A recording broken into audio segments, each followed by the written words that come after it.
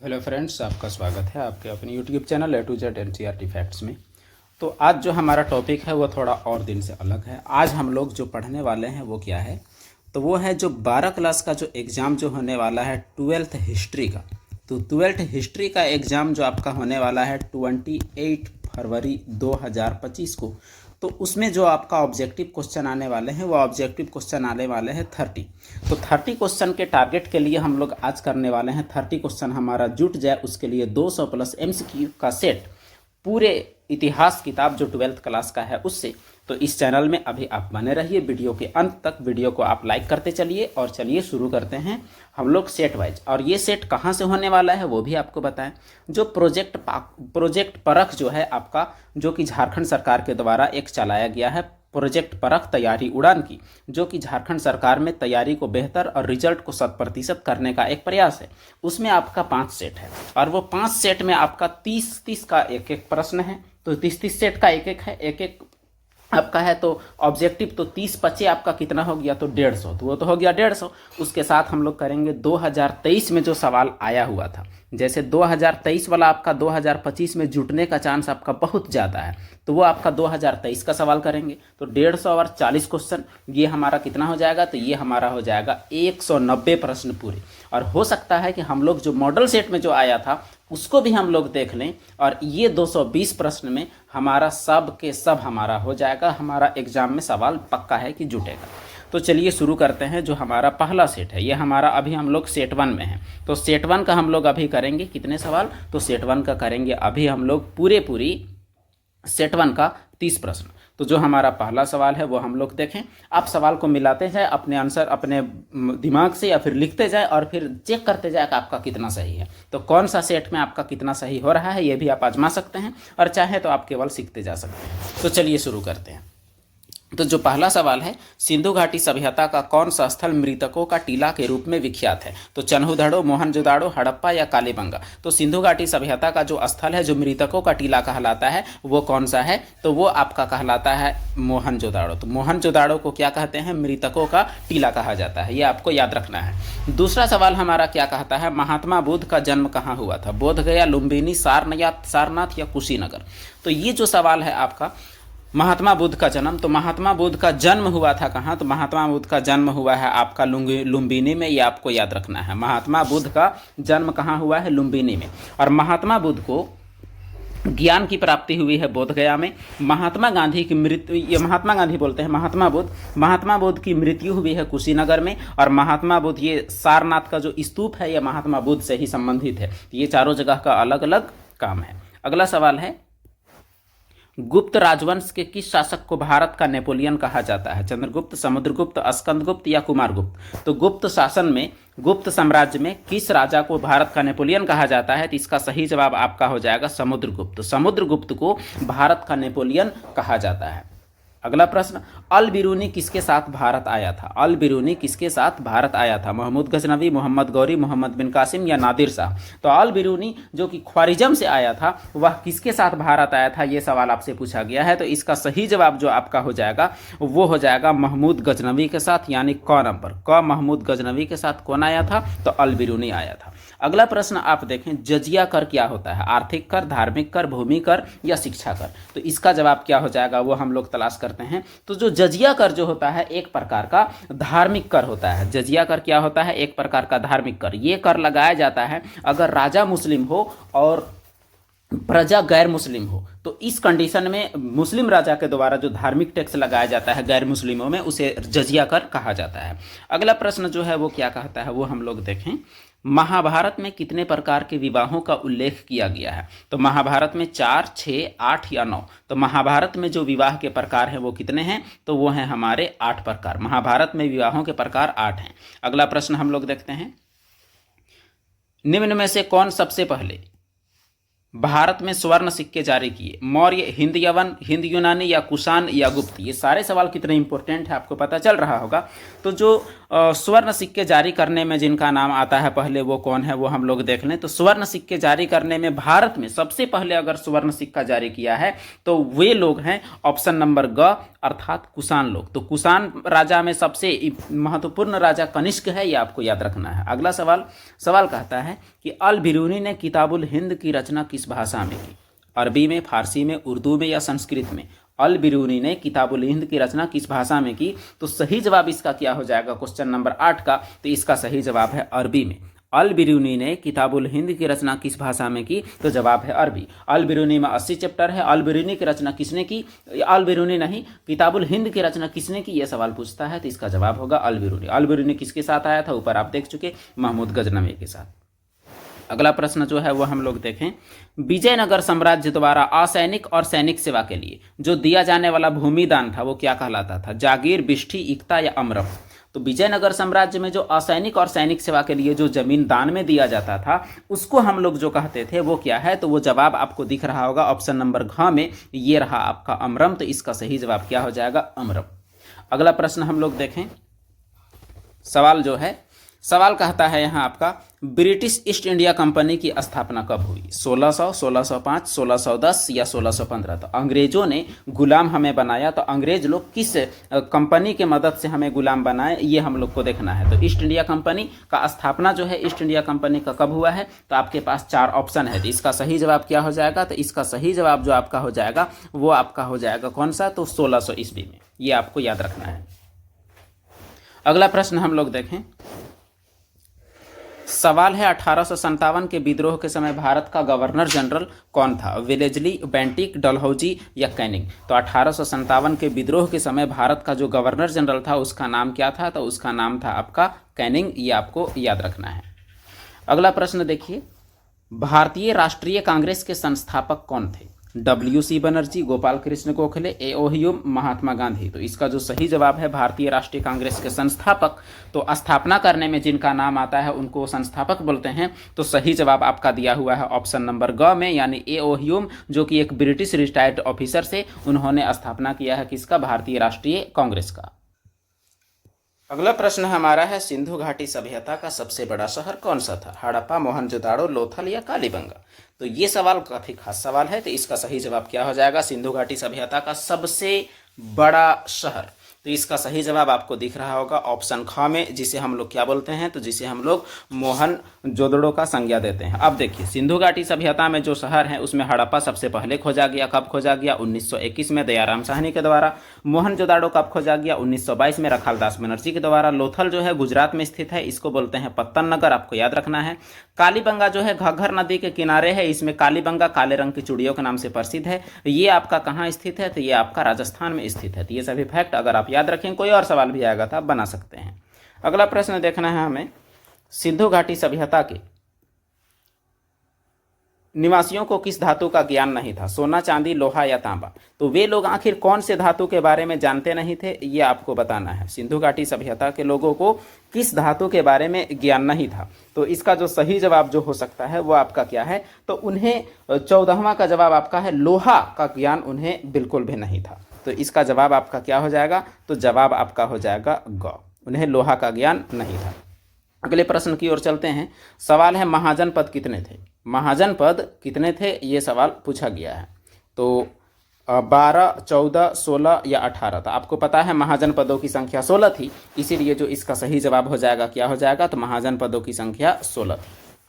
अगला प्रश्न की ओर चलते हैं, भारत का शेक्सपियर किसे कहा जाता है? तो कुछ सवाल काफ़ी आसान है लेकिन एग्जाम में पूछे जाते हैं, हम लोग रिवीजन ही तो कर रहे हैं। तो सवाल है कि भारत का शेक्सपियर किसे कहा जाता है? अश्वघोष, कालिदास, बाणभट्ट या कल्हण?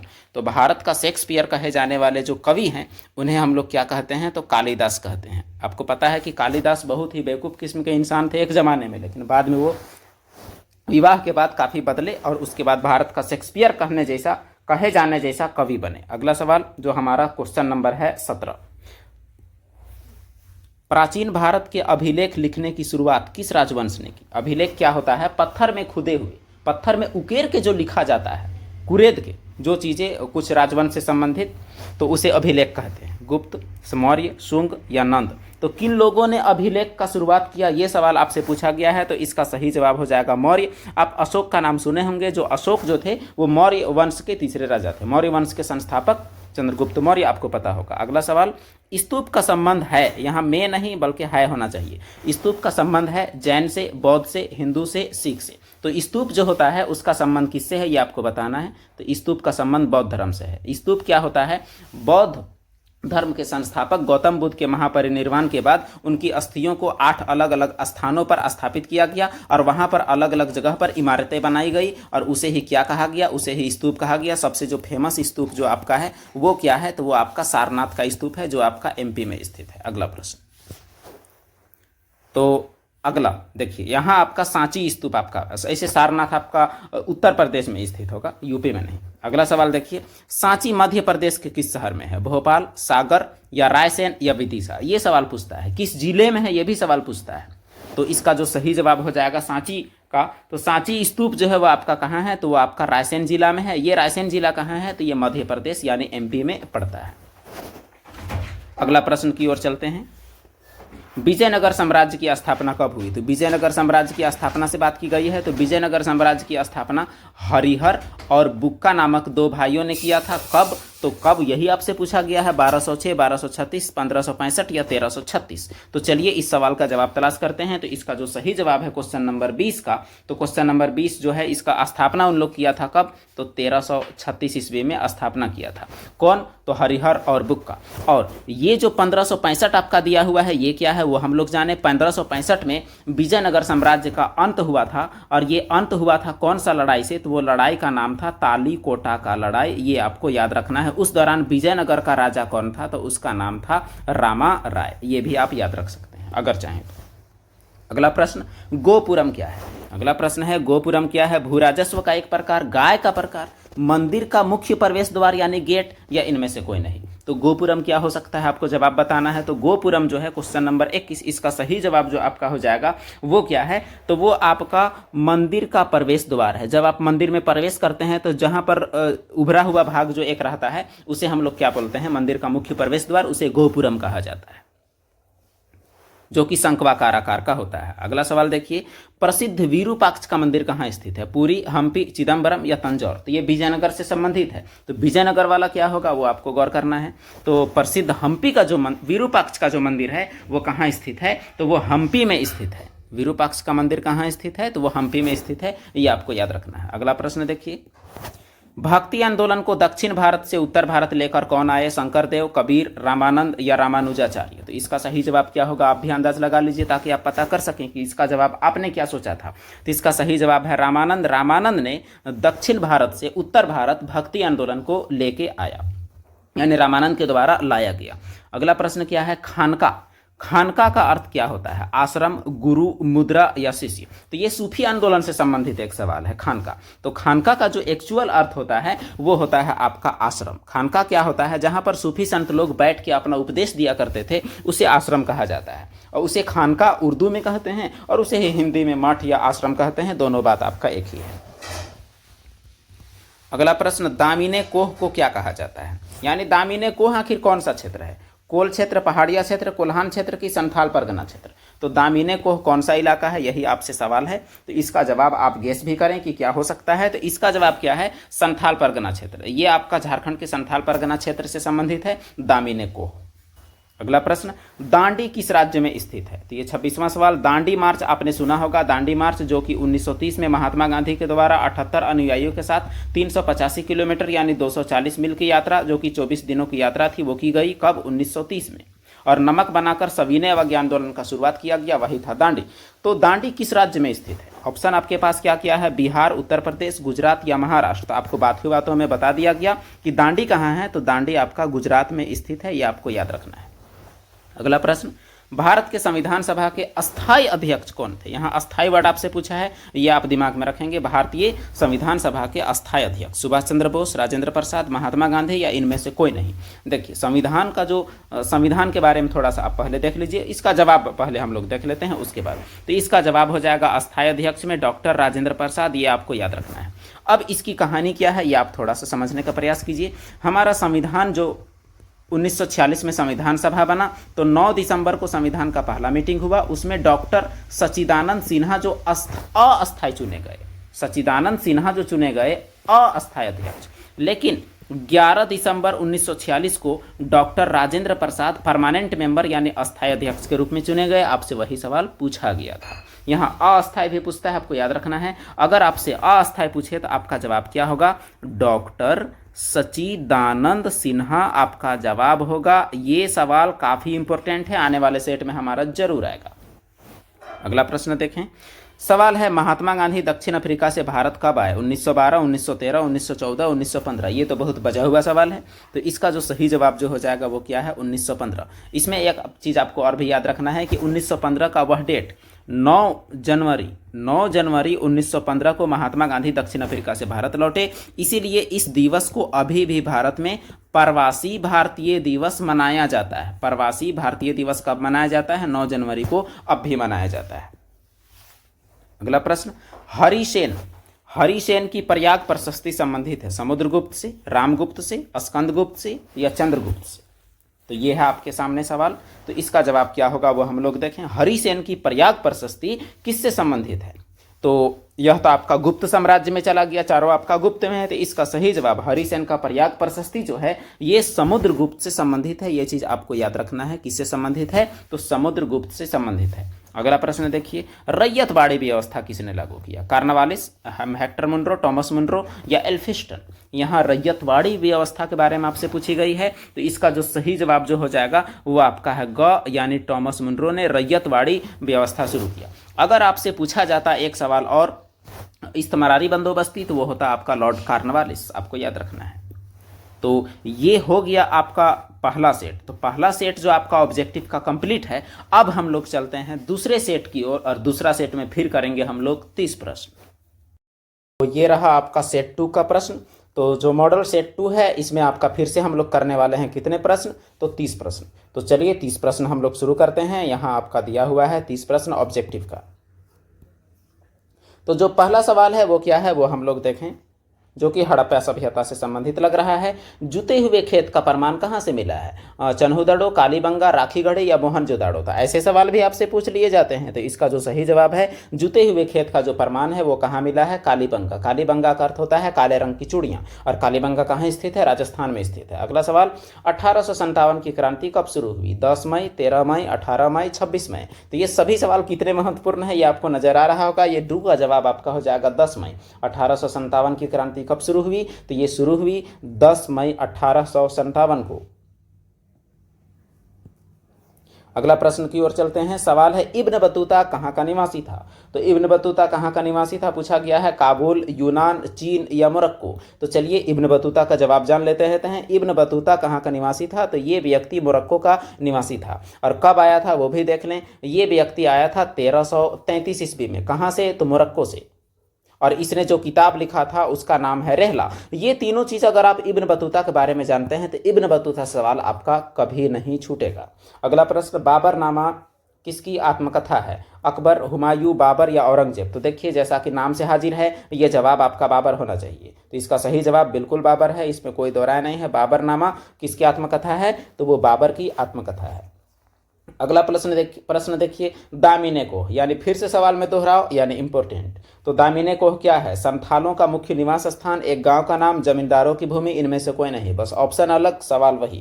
तो इसका जो सही जवाब जो हो जाएगा क्वेश्चन नंबर 5 का, वो सही जवाब आपका हो जाएगा ऑप्शन क, यानी संथालों का मुख्य निवास स्थान को क्या कहा जाता है? दामिने कोह कहा जाता है। अगला प्रश्न हम लोग देखते हैं। सवाल है क्वेश्चन नंबर 6, भारतीय संविधान सभा का अस्थायी अध्यक्ष। देखिए पिछला सेट में आपसे पूछा गया था अस्थायी, तो अस्थायी में किनका नाम था? तो अस्थायी में नाम था डॉक्टर राजेंद्र प्रसाद।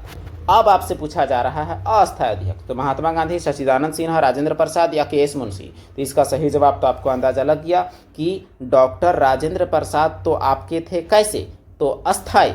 लेकिन यहाँ आपसे पूछा है क्या? अस्थायी। तो अस्थायी में क्या नाम आ जाएगा? डॉक्टर सच्चिदानंद सिन्हा। और आपको फिर से बताएं कि यहाँ आपको नाम याद रखना है, ये वाला नाम ये अस्थायी मेंबर में आपको याद रखना है। और महात्मा गांधी संविधान सभा का अध्यक्ष थे ही नहीं, ये भी बात आप चाहें तो याद रख सकते हैं। अगला प्रश्न, 1857 के विद्रोह का प्रतीक चिन्ह क्या था? तो कोई भी विद्रोह का एक प्रतीक चिन्ह अधिकतर निर्धारित किया जाता है, तो नमक, कलम, रोटी और कमल, या इनमें से कोई नहीं। तो इसका जो प्रतीक चिन्ह था 1857 की क्रांति का, वो काफ़ी इंटरेस्टिंग, रोटी और कमल। तो रोटी और कमल इसका प्रतीक चिन्ह है, जिसे रोटी, कप, चपाती और कमल भी कहीं कहीं लिखा हुआ मिलता है। चलिए अगला प्रश्न की ओर चलते हैं। जो अगला सवाल है आपका वो क्या है? पुर्तगालियों ने गोवा पर अधिकार कब कर लिया था? 1510, 1600, 1698, 1498। तो देखिए इस सवाल का जो सही जवाब जो हो जाएगा पुर्तगालियों का, क्वेश्चन नंबर 8 है। तो पुर्तगालियों ने गोवा पर अधिकार किया था कब? तो 1510 ईस्वी में। अब थोड़ा सा कहानी आपको जानना चाहिए कि इसमें क्या हुआ था क्या नहीं। चलिए इसे हम लोग सही से अंडरलाइन कर दें। ये हुआ। अब देखिए पुर्तगाली लोग आए थे कब? तो 1498 में। 1498 में कौन आया? तो वास्को डी गामा। तो वास्को डी गामा कब आया? 1498 में। और इस प्रकार भारत का खोज का श्रेय जाता है वास्को डी गामा को। अब 1498 में आने के बाद वो लौट जाता है, और लौटने के बाद जब फिर आता है तो फिर आने के बाद वह व्यापार ही करता है। लेकिन गोवा पर अधिकार जब उन लोग कब कर लिया? तो 1510 में, और ये अधिकार अल्बुकर्क के द्वारा किया गया था। अगला प्रश्न, मोइनुद्दीन चिश्ती का दरगाह कहाँ है? दिल्ली, जयपुर, लाहौर या अजमेर? तो ख्वाजा मोइनुद्दीन चिश्ती, जिन्हें ख्वाजा गरीब नवाज भी कहा जाता है, ये चिश्ती सिलसिला से संबंधित सवाल हुआ आपका। तो मोइनुद्दीन चिश्ती का दरगाह कहाँ है? तो वो आपका अजमेर में है। अगला प्रश्न की ओर चलते हैं। सवाल आपका क्या कहता है? विजयनगर का वर्तमान नाम क्या है? तो विजयनगर साम्राज्य आपको पता है 1336 में हरिहर और बुक्का नामक दो भाइयों के द्वारा स्थापित किया गया साम्राज्य को विजयनगर साम्राज्य कहते हैं। और उस साम्राज्य का वर्तमान नाम क्या है? तो ऑप्शन आपके पास क्या क्या है? हम्पी, मदुरै या कराईकल, या इनमें से कोई नहीं। तो इसका जो सही जवाब हो जाएगा क्वेश्चन नंबर 10 का, वो आपको नजर आ भी रहा है, वो है आपका हम्पी। ये चीज आपको याद रखनी है। तो अगला प्रश्न की ओर चलते हैं हम लोग। अगला प्रश्न क्या है? मौर्य वंश के संस्थापक कौन थे? श्रीगुप्त, चंद्रगुप्त मौर्य, अशोक या कुणाल? तो इसका जवाब क्या हो जाएगा? मौर्य वंश के संस्थापक। तो मौर्य वंश के संस्थापक कौन थे? तो मौर्य वंश के संस्थापक चंद्रगुप्त मौर्य थे। आपको याद रखना है ऑलवेज, मौर्य वंश के संस्थापक चंद्रगुप्त मौर्य। अगला प्रश्न देखिए, तात्या टोपे का मूल नाम क्या था? सवाल आपसे पूछा गया है क्या? तात्या टोपे का मूल नाम क्या था? रामाराय, रामचंद्र पांडुरंग, या इनमें से कोई नहीं। तात्या टोपे का संबंध 1857 की क्रांति से है। तो क्वेश्चन नंबर 12, इसका सही जवाब जो आपका हो जाएगा वो हो जाएगा रामचंद्र पांडुरंग। तात्या टोपे का मूल नाम क्या था? रामचंद्र पांडुरंग, ये आपको याद रखना है। अगला प्रश्न देखिए, संथाल विद्रोह कब हुआ? संथाल विद्रोह कब हुआ? 1855, 1857, 1858, 1859। तो इसका जो सही जवाब जो है वो क्या है? वो है 1855। संथाल विद्रोह कब हुआ है? तो वो 1855 में हुआ है। अगला प्रश्न, निम्न में से, ये क्वेश्चन नंबर आपका 14 है, निम्न में से किस सभ्यता को कांस्य युगीन सभ्यता भी कहा जाता है? आर्य, मेसोपोटामिया, हड़प्पा या मिस्र की सभ्यता? देखिए आपके बुक में आपको क्या पढ़ना है? केवल एक सभ्यता, हड़प्पा। तो कोई भी सभ्यता सवाल पूछे आप हड़प्पा मार सकते हैं, कोई दिक्कत नहीं है, जवाब जरूर सही होगा। अगला प्रश्न, व्यापकता का सिद्धांत का संबंध किससे है? डलहौजी, लॉर्ड इरविन, लीटन या मिंटो? इसे आप पहले समझिए। व्यापकता के सिद्धांत को ही कहा जाता है राज्य हड़प नीति, और इसे ही कहा जाता है डॉक्ट्रिन, अंग्रेजी में डॉक्ट्रिन ऑफ लैप्स। आप कहिएगा अंग्रेजी जान के हम लोग क्या करेंगे? डॉक्ट्रिन ऑफ लैप्स लिख देगा, या राज्य हड़प नीति, या ये तीनों कुछ भी लिख के ये सवाल पूछता है, इसलिए आपको जानना है। तो ये नीति लाया गया था 1848 से 56 के बीच। लाया कौन? तो ये व्यक्ति जो कमीना आदमी है, इसका नाम है डलहौजी। अगला प्रश्न, गोलमेज सम्मेलन का आयोजन कहाँ हुआ था? अफ्रीका, दिल्ली, लंदन या लाहौर? तो देखिए 1930, 1931 और 1932 में 3 गोलमेज सम्मेलन अंग्रेजों ने बुलाया था। गोलमेज का मतलब राउंड टेबल, चारों तरफ लोग बैठे हुए रहेंगे और राउंड टेबल कॉन्फ्रेंस होगा। तो ये गोलमेज सम्मेलन अंग्रेज लोग बुलाए होंगे, पहला, दूसरा, तीसरा। ये पहला गोलमेज, ये दूसरा गोलमेज, ये तीसरा गोलमेज। तो कहाँ बुलाए होंगे? तो अंग्रेजों की बस्ती कहाँ? लंदन में। तो इसका सही जवाब क्या हो जाएगा? लंदन। अगला प्रश्न, भारतीय संविधान के प्रारूप समिति के अध्यक्ष कौन थे? डॉक्टर बी आर अम्बेडकर, के एम मुंशी, पंडित जवाहरलाल नेहरू, राजेंद्र प्रसाद? तो भारतीय संविधान के सबसे महत्वपूर्ण समिति जो हुई थी वो प्रारूप समिति, जिसमें 7 सदस्य थे, और उसके अध्यक्ष कौन थे? डॉक्टर भीमराव अम्बेडकर, और इसीलिए इन्हें संविधान का वास्तुकार भी कहा जाता है। अगला प्रश्न, ब्रिटिश भारत को स्वतंत्रता और बंटवारे का ऐलान किसने किया था? आपको पता है भारत 15 अगस्त 1947 को केवल आज़ाद भी नहीं हुआ बल्कि दो हिस्सा इंडिया और पाकिस्तान में बंट गया। तो ये बंटवारे का ऐलान और आज़ादी का ऐलान किसने किया था, ये सवाल आपसे पूछा गया है। तो इसका जो सही जवाब हो जाएगा वो हो जाएगा लॉर्ड माउंटबेटन। अगला प्रश्न, भारतीय संविधान अस्तित्व में कब आया? 26 जनवरी 1950, 26 नवंबर 1950, 26 नवंबर 1951, इनमें से कोई नहीं। तो इसका जो सही जवाब हो जाएगा भारतीय संविधान अस्तित्व में कब आया? तो देखिए भारतीय संविधान लागू हुआ कब, वही अस्तित्व का डेट है 26 जनवरी 1950। ये चीज़ आपको याद रखना है। अगला प्रश्न देखिए, 1857 के विद्रोह के समय भारत का गवर्नर जनरल कौन था? पिछले सेट में भी ये सवाल था, Lord Clive, Lord Bentinck, Lord Canning या लॉर्ड डलहौजी। तो इसका जो सही जवाब जो हो जाएगा वो क्या होगा? Lord Canning. तो लॉर्ड कैनिंग 1857 के विद्रोह के समय भारत का गवर्नर जनरल था। अगला प्रश्न, महात्मा गांधी ने पहली बार सत्याग्रह का प्रयोग कहाँ किया? भारत में, दक्षिण अफ्रीका, इंग्लैंड या इनमें से कोई नहीं। तो महात्मा गांधी 1915 में लौटे, उससे पहले ही दक्षिण अफ्रीका में सत्याग्रह का प्रयोग उन्होंने किया था, इसीलिए इसका सही जवाब क्या हो जाएगा? दक्षिण अफ्रीका। अगला प्रश्न, अस्थायी बंदोबस्ती कब लागू किया गया था? 1893, 1993, 1793, 1708। तो अस्थायी बंदोबस्ती, जिसे इस्तमरारी बंदोबस्ती भी कहा जाता है, उसे 1793 में लागू किया गया था। कौन लागू किया था? तो इसका जो जवाब होगा वो आपका हो जाएगा लॉर्ड कॉर्नवालिस। ये सवाल आपसे पूछता है, इसे आपको याद रखना है। इसमें जो विधि लाया गया था उसे हम लोग बोलते हैं सूर्यास्त विधि। इस अस्थायी बंदोबस्ती से आपका एक 5 नंबरिया या 3 नंबरिया पक्का पूछने वाला है। तो हम लोग जब लॉन्ग क्वेश्चन करने लगेंगे उस दौरान हम लोग फिर से इस सवाल को डिस्कस करेंगे। अगला प्रश्न देखिए, बौद्ध त्रिरत्न इनमें से कौन नहीं है? तो बौद्ध धर्म में त्रिरत्न है, तो बुद्ध, संघ, धम्म या स्तूप। तो त्रिरत्न में क्या क्या आता है? तो त्रिरत्न में आता है बुद्धम शरणम गच्छामि, धम्मम शरणम गच्छामि, संघम शरणम गच्छामि। इसमें तो स्तूप का कोई नाम नहीं आया, इसीलिए इसका सही जवाब क्या है? तो स्तूप है।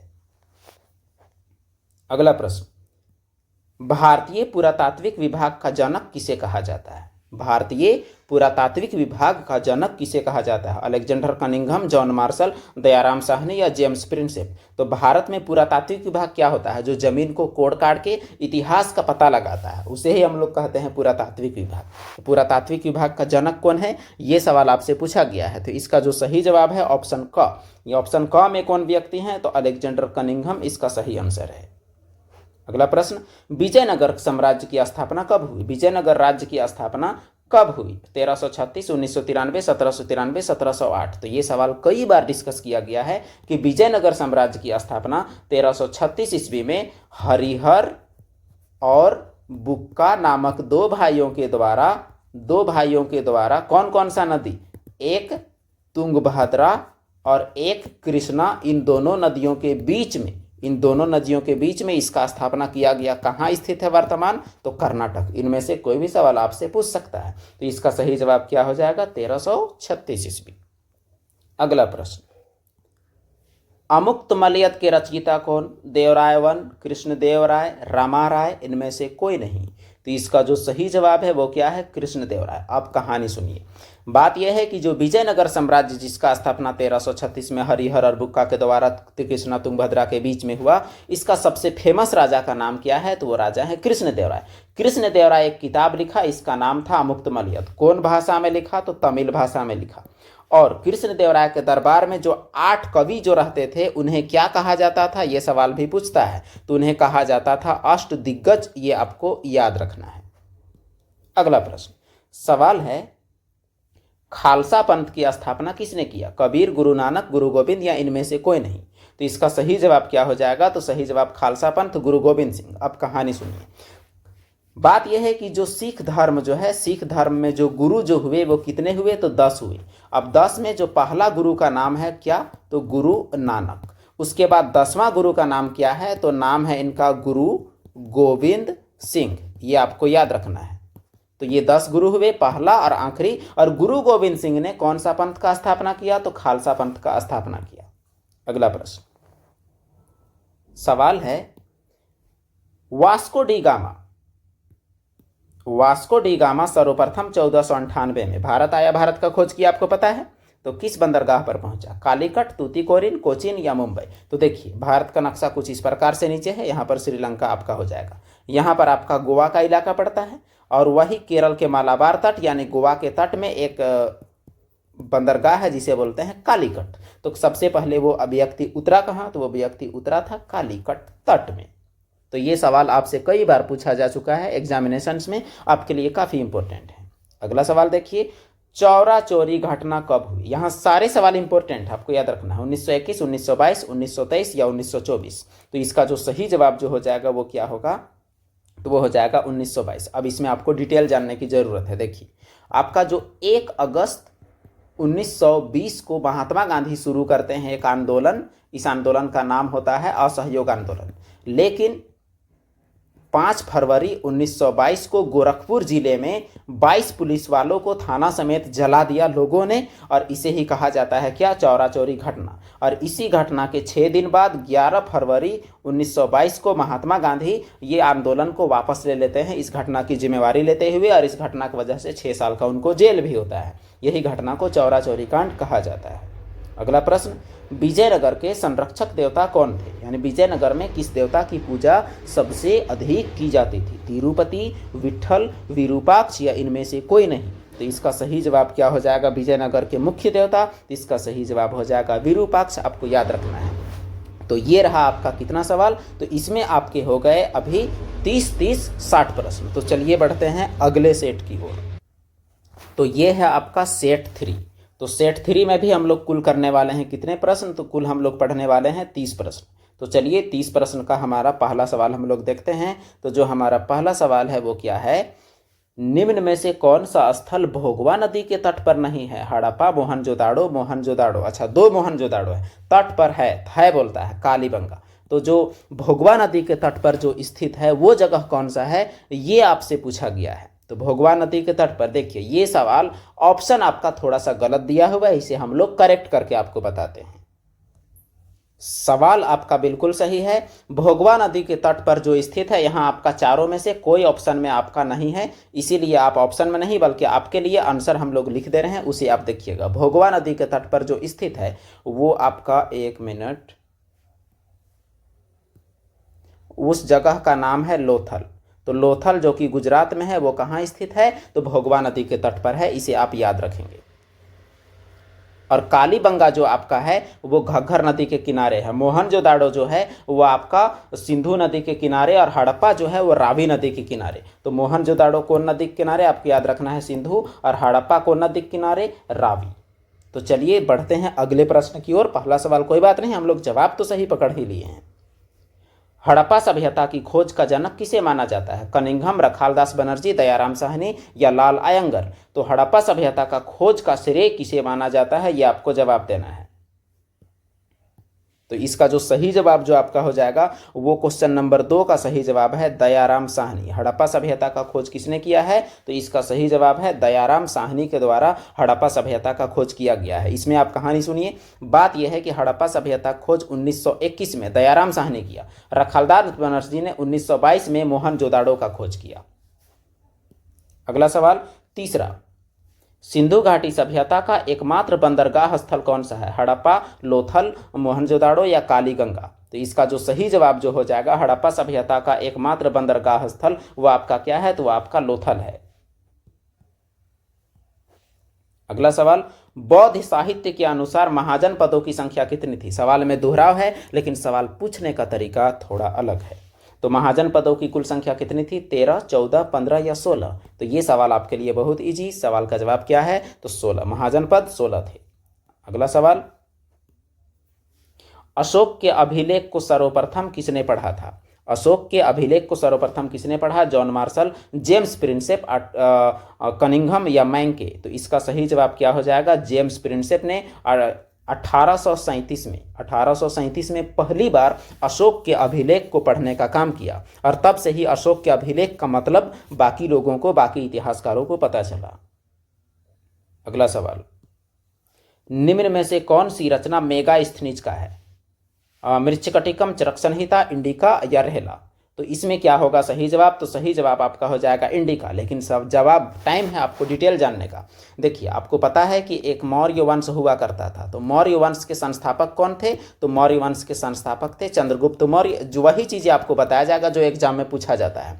चंद्रगुप्त मौर्य के दरबार में दो बहुत ही प्रसिद्ध लेखक विद्वान रहते थे। एक का नाम था चाणक्य, ये बात भी आपको याद रखना है, और एक का नाम क्या था? मेगास्थनीज। मेगास्थनीज कहाँ से आया था? यूनान से आया था। चाणक्य ने जो किताब लिखा वो आपको पूछता है किताब का नाम क्या है, तो किताब का नाम है अर्थशास्त्र। मेगास्थनीज जो किताब लिखा उसका नाम क्या है? इंडिका। उसके बाद मृच्छकटिकम मुद्रा राक्षस का लिखा हुआ है। चरक संहिता, चरक का लिखा हुआ है। रेहला इब्न बतूता का लिखा हुआ है। कोई भी सवाल अगर चारों ऑप्शन से पूछता है आप जवाब देने में माहिर होंगे। अगला प्रश्न, महाभारत का युद्ध कितने दिनों तक चला था? 18, 16, 8 या 28? तो महाभारत का युद्ध जो चला आपका कितने दिन तक? तो वो चला 18 दिन तक। ये बात आपको याद रखना है। महाभारत का युद्ध कितने दिनों तक चला? तो 18 दिनों तक चला। अगला सवाल देखिए, क्वेश्चन नंबर 8। हीनयान का संबंध किस धर्म से है? बौद्ध, जैन, ईसाई या सनातन? तो इसका जो सही जवाब जो हो जाएगा, हीनयान का संबंध बौद्ध धर्म से है। इससे मिलते जुलते जो हो सकते हैं वो हम लोग जान लेते हैं। देखिए, बौद्ध धर्म का चौथी बौद्ध मीटिंग जो हुई थी, चौथी बौद्ध संगति, वो हुई थी कुंडल वन कश्मीर में। तो कुंडल वन कश्मीर में हुई, और यहाँ बौद्ध धर्म दो हिस्सों में बट गया। एक भाग था हीनयान और एक भाग था महायान। हीनयान ओरिजिनल बौद्ध के मानने वाले और महायान मूर्ति पूजा करने वाले। ये बात आपको याद रखना है। तो हीनयान और महायान किसके दो संप्रदाय हैं? बौद्ध धर्म के। जैन धर्म में श्वेतांबर और दिगंबर आपसे पूछेगा तो आपको क्या टिक करना है? जैन धर्म। अगर आपसे पूछता कि श्वेतांबर और पीतांबर का संबंध कौन धर्म से है? श्वेतांबर और पीतांबर, तो जो आपका जवाब होता वो क्या होता? वो आपका जैन होता। और अगर ईसाई धर्म से, इसमें तो सवाल नहीं पूछेगा, ईसाई आपको पढ़ना ही नहीं है। सनातन धर्म का भी 12वां क्लास में कोई बात आपको नहीं है। अगला प्रश्न, सांची का स्तूप, सांची का स्तूप किस राज्य में है?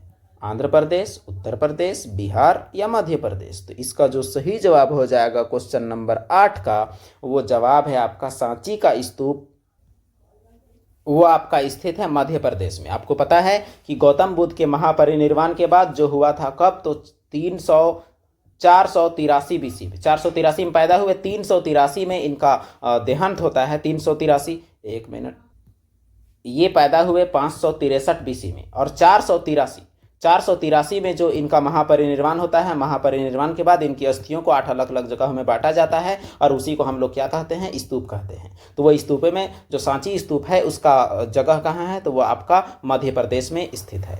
अगला प्रश्न हम लोग देखते हैं, गौतम बुद्ध का जन्म कहाँ हुआ था? लुम्बिनी, कुरु, कौशल या पावापुरी? तो इसका जो सही जवाब जो आपका हो जाएगा, गौतम बुद्ध का जन्म लुम्बिनी, और लुम्बिनी कहाँ है? नेपाल की तराई में स्थित है। अब अगला सवाल देखिए, थेरवाद किस धर्म से संबंधित है? जैन, बौद्ध, इस्लाम या हिंदू? तो एक नया कॉन्सेप्ट आपसे पूछ लिया गया। तो जो क्वेश्चन नंबर 11 है, 11 का जो सही जवाब है, थेरवाद का संबंध बौद्ध धर्म से संबंधित है। अगला प्रश्न, पुराणों की संख्या कितनी है? 10, 12, 17 या 18? तो पुराणों की संख्या कितनी है? तो पुराणों की संख्या 18 है। कुछ संख्या रिलेटेड सवाल आपसे पूछता है। वेदों की संख्या कितनी है? 4। वेदांग कितने हैं? 6। उपनिषद कितने हैं? 108। इतना याद रह जाएगा। और उसके बाद पुराण कितने हैं? 18। संस्कार कितने हैं? 16। विवाह के कितने प्रकार? 8। तो ये सभी से आपके सवाल पूछे जाते हैं। महाभारत का युद्ध कितने दिन चला? 18 दिन। तो गिनती संबंधित बस इतना ही। अगला सवाल देखिए, अल बिरूनी किसके साथ भारत आया? सवाल में दोहराव अर्थात इंपॉर्टेंट। मोहम्मद गजनवी, मोहम्मद बिन तुगलक, मोहम्मद गौरी या सिकंदर? तो सिकंदर के साथ जो आया था वो व्यक्ति, सिकंदर के बाद में जो आया उसके साथ मेगास्थनीज आया था, याद रखिएगा। और यहाँ आपका अल बिरूनी का जहाँ तक बात है तो इसका जवाब हो जाएगा मोहम्मद गजनवी के साथ कौन आया? तो अल बिरूनी आया। ये हुआ क्वेश्चन नंबर 13। मोहम्मद गजनवी जो है वो भारत में 17 बार आक्रमण करने के वजह से कुख्यात माना जाता है। अगला प्रश्न, इब्न बतूता ने किस पुस्तक की रचना की? ऊपर आपको एक्सप्लेनेशन में हमने बताया, किताबुल हिंद, रेहला, बाबरनामा, आईने अकबरी। थी इसका जो सही जवाब जो हो जाएगा वो आपका क्या हो जाएगा? रेहला। बाकी किताबों की अगर बात करें तो किताबुल हिंद अल बिरूनी, बाबरनामा बाबर, आईने अकबरी अबुल फजल और रेहला इब्न बतूता। अगला सवाल देखिए, पीर का क्या अर्थ है? तो पीर का अर्थ पूछा है गुरु, ईश्वर, उलेमा या मौलवी। तो इसका जो सही जवाब जो हो जाएगा पीर का अर्थ वह आपका हो जाएगा पीर का अर्थ होता है गुरु। अगर बाकी चीज़ें इसमें हम लोग जाने तो जो आपका भक्ति आंदोलन था, भक्ति आंदोलन हिंदू धर्म में सुधारवादी आंदोलन, उसी तरह इस्लाम धर्म में जो सुधारवादी आंदोलन चला उसे बोलते हैं सूफी आंदोलन। सूफी आंदोलन में कुछ छोटी छोटी चीज़ें हैं, जैसे आपका जो आश्रम जो होता है उसे हम लोग क्या कहते हैं, तो उसे हम लोग खानका कहते हैं, ये सवाल पूछता है। और उसके बाद जो कब्र जो होता है उसे हम लोग मजार कहते हैं, ये सवाल आपसे पूछ सकता है। और कब्र में जो सालाना मेला लगता है उसे हम लोग उर्स कहते हैं, ये सवाल आपसे पूछ सकता है। उसके बाद पीर का अर्थ होता है गुरु, और जो पीर का अर्थ गुरु और एक वर्ड और आता है मुरीद। मुरीद का अर्थ आपका क्या हो जाएगा, तो मुरीद का अर्थ आपका हो जाएगा चेला। ये चीज़ आपको याद रखना है। तो इतने में से आपका सवाल सूफी संत से तो जुड़ जाएगा। अगला सवाल देखिए, सूफी मोइनुद्दीन चिश्ती का दरगाह कहाँ है, दिल्ली, पटना, अजमेर या मेरठ। तो इसका जो सही जवाब जो है वो क्या है, तो सही जवाब हो जाएगा आपका अजमेर। चलिए बढ़ते हैं अगले सवाल की ओर। तो जो हमारा अगला सवाल है वो क्या है, अलवार संप्रदाय, अलवार संप्रदाय के आराध्य देव कौन है, राम, शिव, विष्णु या महावीर। यानी अलवार संप्रदाय में किनकी पूजा की जाती है, ये सवाल आपसे पूछा गया है। तो क्वेश्चन नंबर 17 में आपका जवाब क्या हो जाएगा, तो आपका होगा विष्णु। लेकिन सवाल यह है कि आप भूल जाएंगे, इसमें बहुत कुछ है जो कि आपको बताने की जरूरत है। देखिए, जो हमारा भक्ति आंदोलन साउथ में चला उसमें आपका दो हिस्सा है, एक है आपका अलवार और एक है आपका नैनार। अब सवाल पूछता है कि अलवार लोग किसकी पूजा करते थे, तो अलवार लोग पूजा करते थे विष्णु भगवान का। नैनार लोग किसकी पूजा करते थे, तो वे शिव की पूजा करते थे। अलवार विष्णुओं की, अलवार की संख्या कितनी थी, तो 12। नैनार की संख्या कितनी थी, 63। तो देखिए, अलवार विष्णु 12, नैनार शिव 63। ये लाइन आप 5 से 6 बार बोलिए, आपको याद हो जाएगा। अलवार विष्णु 12, नैनार शिव 63। फिर आप नहीं बोलेंगे कि अलवार विष्णु भगवान, नैनार शिव भगवान, अलवार विष्णु 12, नैनार शिव 63। अगला सवाल यह है हमारा अगला कि हरिहर वन का संबंध किससे है, संगम, सुलु, तुलु या अराबिडु। तो ये सवाल तो काफी टफ आपसे पूछ लिया गया। तो इसका जो सही जवाब जो हो जाएगा वो क्या होगा, क्वेश्चन नंबर कौन सा है, तो क्वेश्चन नंबर आपका है 18। तो 18वां का सही जवाब है संगम वंश। हरिहर वन का संबंध संगम वंश से है। इसमें आप क्या सोचा है ये आप समझिए। जो विजयनगर साम्राज्य जो हमारा है, तो विजयनगर साम्राज्य का स्थापना कौन आदमी किया, तो हरिहर और बुक्का। तो वो कौन वंश से था, तो वो संगम वंश से था। संगम वंश के बाद कौन सा वंश आया, तो वो वंश आया सुलु। सुलु वंश के बाद कौन आया, तो सुलु वंश के बाद आया तुलु। तुलु वंश के बाद कौन आया, तो उसके बाद आया अराबिडु। ये चीज आपसे क्रम भी पूछ सकता है, संगम, सुलु, तुलु, अराबिडु। तो हरिहर वन किससे संबंधित है, तो वो संबंधित है संगम वंश से। और अगर पूछेगा कृष्णदेवराय तो तुलु वंश से। अगला सवाल देखते हैं, अमुक्त मलयद की रचना किसने की। ये सवाल में दोहराव है, ये सवाल काफी बार पूछा गया सवाल है। अमुक्त मलयद की रचना किसने की, बुक्का, हरिहर, रामाराय, कृष्णदेवराय। तो इसका जो सही जवाब हो जाएगा वो क्या होगा, कृष्णदेवराय। विजयनगर साम्राज्य का सबसे महान शासक कृष्णदेवराय ने अमुक्त मलयद की रचना की और उसी के दरबार में रहने वाले 8 कवियों को अष्टदिग्गज की संज्ञा दी जाती है। अगला प्रश्न देखिए, क्वेश्चन नंबर 20 में हम लोग हैं। सवाल है, हर्षचरित की रचना किसने की, बाणभट्ट, हर्षवर्धन, कनिष्क या मेगास्थनीज। तो इसका जो सही जवाब जो हो जाएगा, हर्षचरित की रचना किसने की है, तो ये क्वेश्चन नंबर 20 का जवाब है बाणभट्ट। अब इसमें कहानी क्या है वो आपको समझना पड़ेगा। हर्षवर्धन आप सुने होंगे, हर्षवर्धन भारत का एक बहुत ही फेमस राजा हुआ। हर्षवर्धन का दरबारी जो था वो आदमी का नाम था बाणभट्ट। तो बाणभट्ट ने हर्षवर्धन के बारे में लिखा, उसी किताब का नाम क्या है, तो हर्षचरित। अगला सवाल, संथाल विद्रोह कब हुआ। सवाल में दोहरा है 1853, 1855, 1857 या 1859। तो इसका जो सही जवाब है वो क्या हो जाएगा, 1855। संथाल विद्रोह कब हुआ है, क्वेश्चन नंबर 21 का जवाब आपका ख है, 1855। फिर देखिए, दामिने कोह क्या है, उपाधि, जागीर, भूमि या मंटुआ। तो देखिए, ये सवाल में भी दोहरा है लेकिन ऑप्शन आपसे कई बार अलग अलग पूछे गए हैं, यानी ये सवाल आपका पक्का आने वाला है। तो दामिने कोह संथालों की भूमि को कहा जाता है, जो कि संथाल परगना जिला में स्थित है। अगला सवाल, 1857 के विद्रोह किस तिथि को निर्धारित थी, 28 मई, 21 मई, 30 जून या 5 मार्च। देखिए, 10 मई को शुरू तो हुआ लेकिन निर्धारित कौन दिन था, ये सवाल आपसे पूछा गया है। तो इसका सही जवाब क्या है, 21 मई।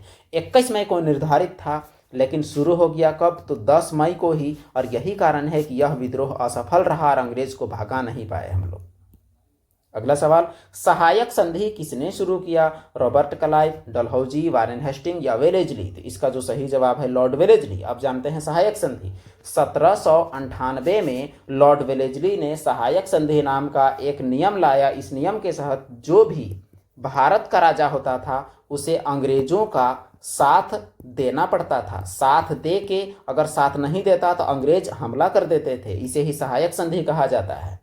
सहायक संधि में साइन नहीं किया कौन? तो वो आदमी था टीपू सुल्तान। और सबसे पहले साइन कौन किया? तो वो था हैदराबाद का निजाम। ये सवाल भी कई बार आपसे पूछ लिया जाता है। अगला प्रश्न, चौरा चौरी कांड कब हुआ? देखिए पिछला सेट में आपसे ईयर पूछा गया, अभी आपसे डेट पूछा गया। 5 जनवरी 1922, 6 फरवरी 1922, 7 फरवरी 1922, 4 फरवरी 1922। तो इसका जो सही जवाब हो जाएगा आपका 5 फरवरी, जो कि आपका ऑप्शन में है ही नहीं। तो इसका जो एग्जैक्ट सही जवाब क्या होगा?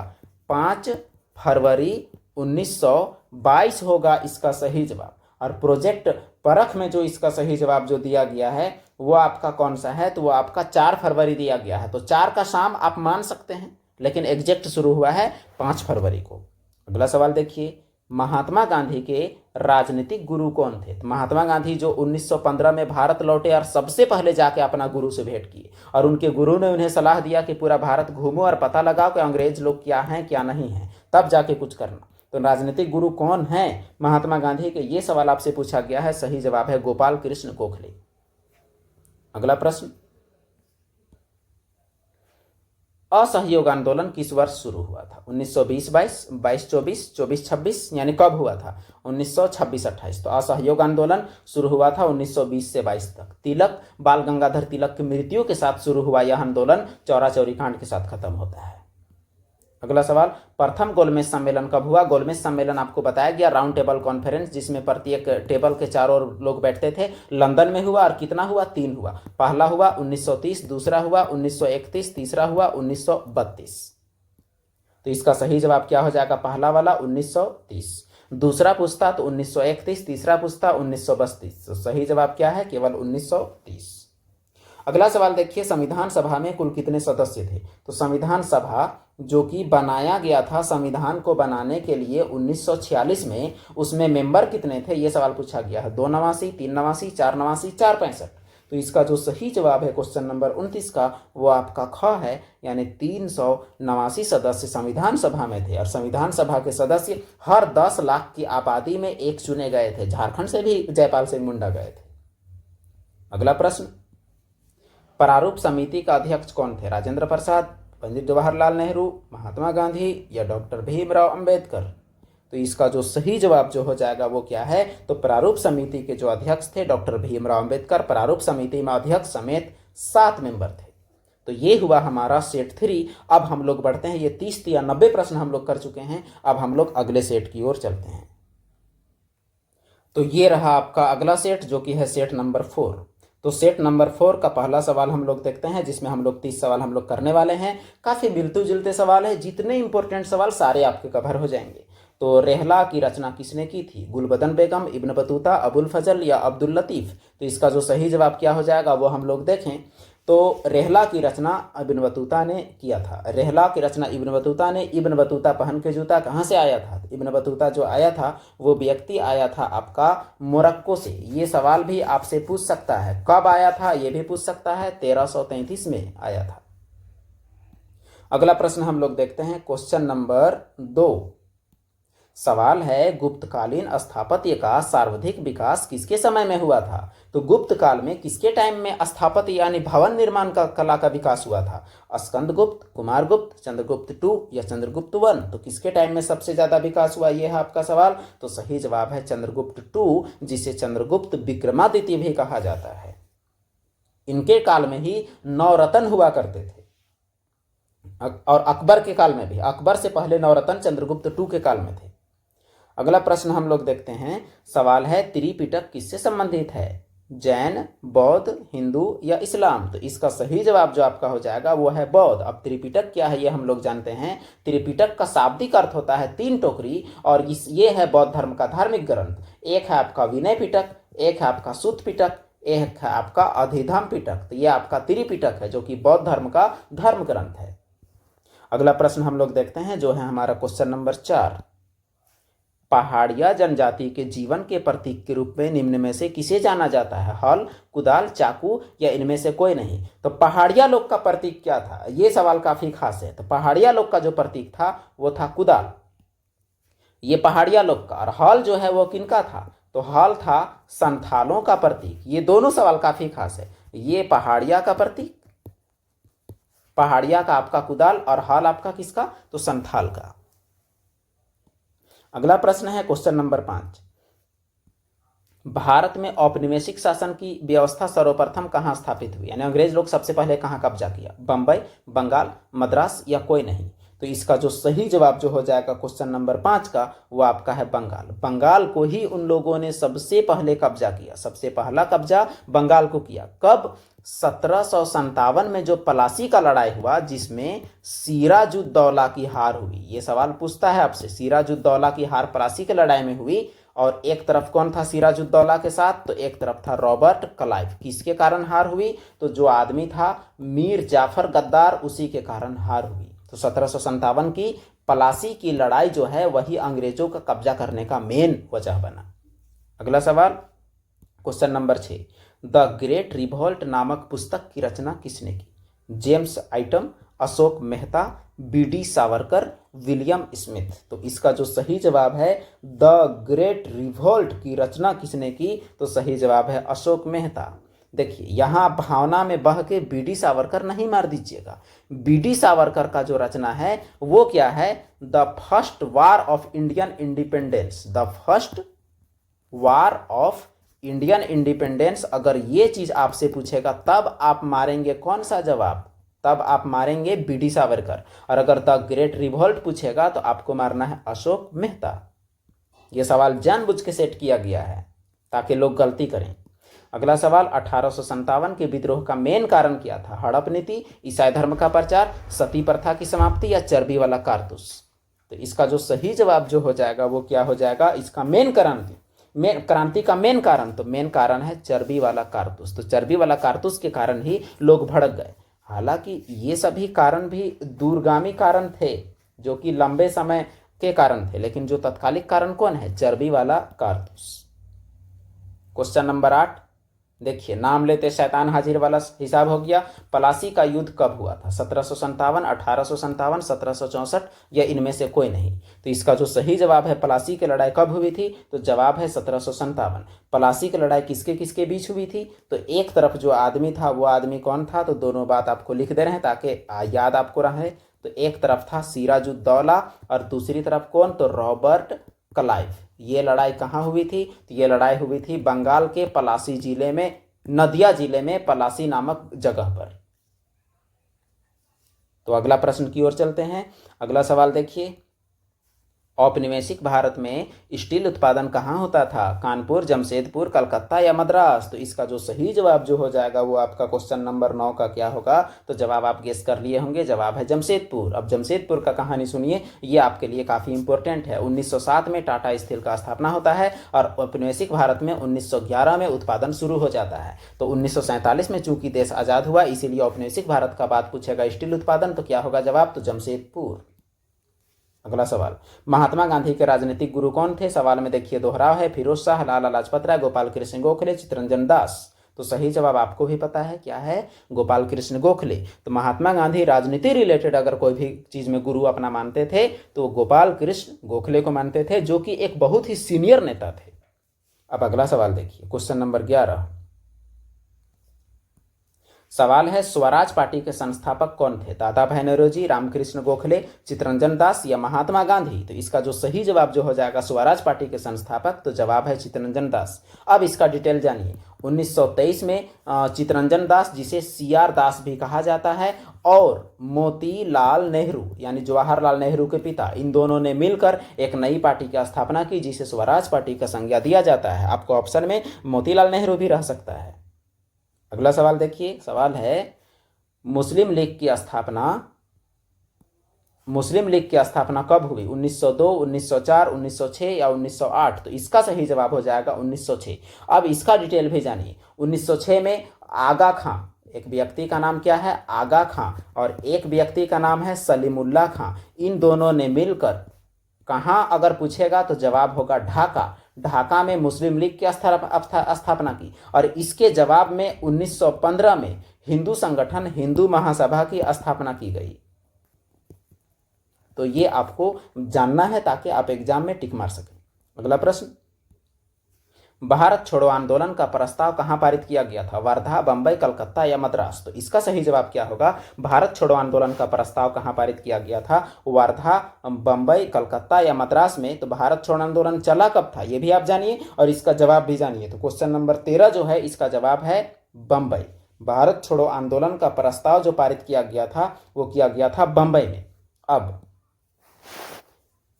भारत छोड़ो आंदोलन कब शुरू हुआ? तो 8 अगस्त 1942 को शुरू हुआ और इसी में नारा दिया गया डू और डाई, यानी करो या मरो। और किसने शुरू किया तो ये जवाब होगा महात्मा गांधी। ये सभी चीजें अगर आप याद रखेंगे तो आपको एग्जाम में आराम पड़ेगा। अगला सवाल, कौन सी महिला भारतीय संविधान सभा की सदस्य थी? हंसा मेहता, सरोजिनी नायडू, दुर्गाबाई देशमुख या इनमें से सभी? तो इसका सही जवाब क्या हो जाएगा वो हम लोग देखते हैं। संविधान सभा का सदस्य कौन थी इनमें से? तो इसका सही जवाब है सरोजिनी नायडू। तो सरोजिनी नायडू संविधान सभा की सदस्य थी। अगला सवाल जो हमारा है वो क्या है, चलिए देख लेते हैं। सवाल है, संविधान सभा के अध्यक्ष कौन थे? जवाहरलाल नेहरू, राजेंद्र प्रसाद, लाल बहादुर शास्त्री, वल्लभ भाई पटेल? तो ये बात आप लोग ऊपर भी देख चुके हैं। सही जवाब है डॉक्टर राजेंद्र प्रसाद। लेकिन इसमें कुछ ट्विस्ट है। अगर पूछेगा अस्थाई, डॉक्टर राजेंद्र प्रसाद। अगर अस्थाई तो डॉक्टर सच्चिदानंद सिन्हा। ये आप ऊपर भी देखें। और अगर केवल अध्यक्ष पूछेगा तो डॉक्टर राजेंद्र प्रसाद। अगला प्रश्न, हड़प्पा सभ्यता का किस देश के साथ व्यापारिक संबंध नहीं था? मेसोपोटामिया, ईरान, अफगानिस्तान या चीन? तो किसके साथ व्यापारिक संबंध नहीं था ये पूछा गया है। तो इसका जवाब क्या हो जाएगा ये हम लोग देख लेते हैं। तो इसका सही जवाब आपका हो जाएगा चीन। क्यों?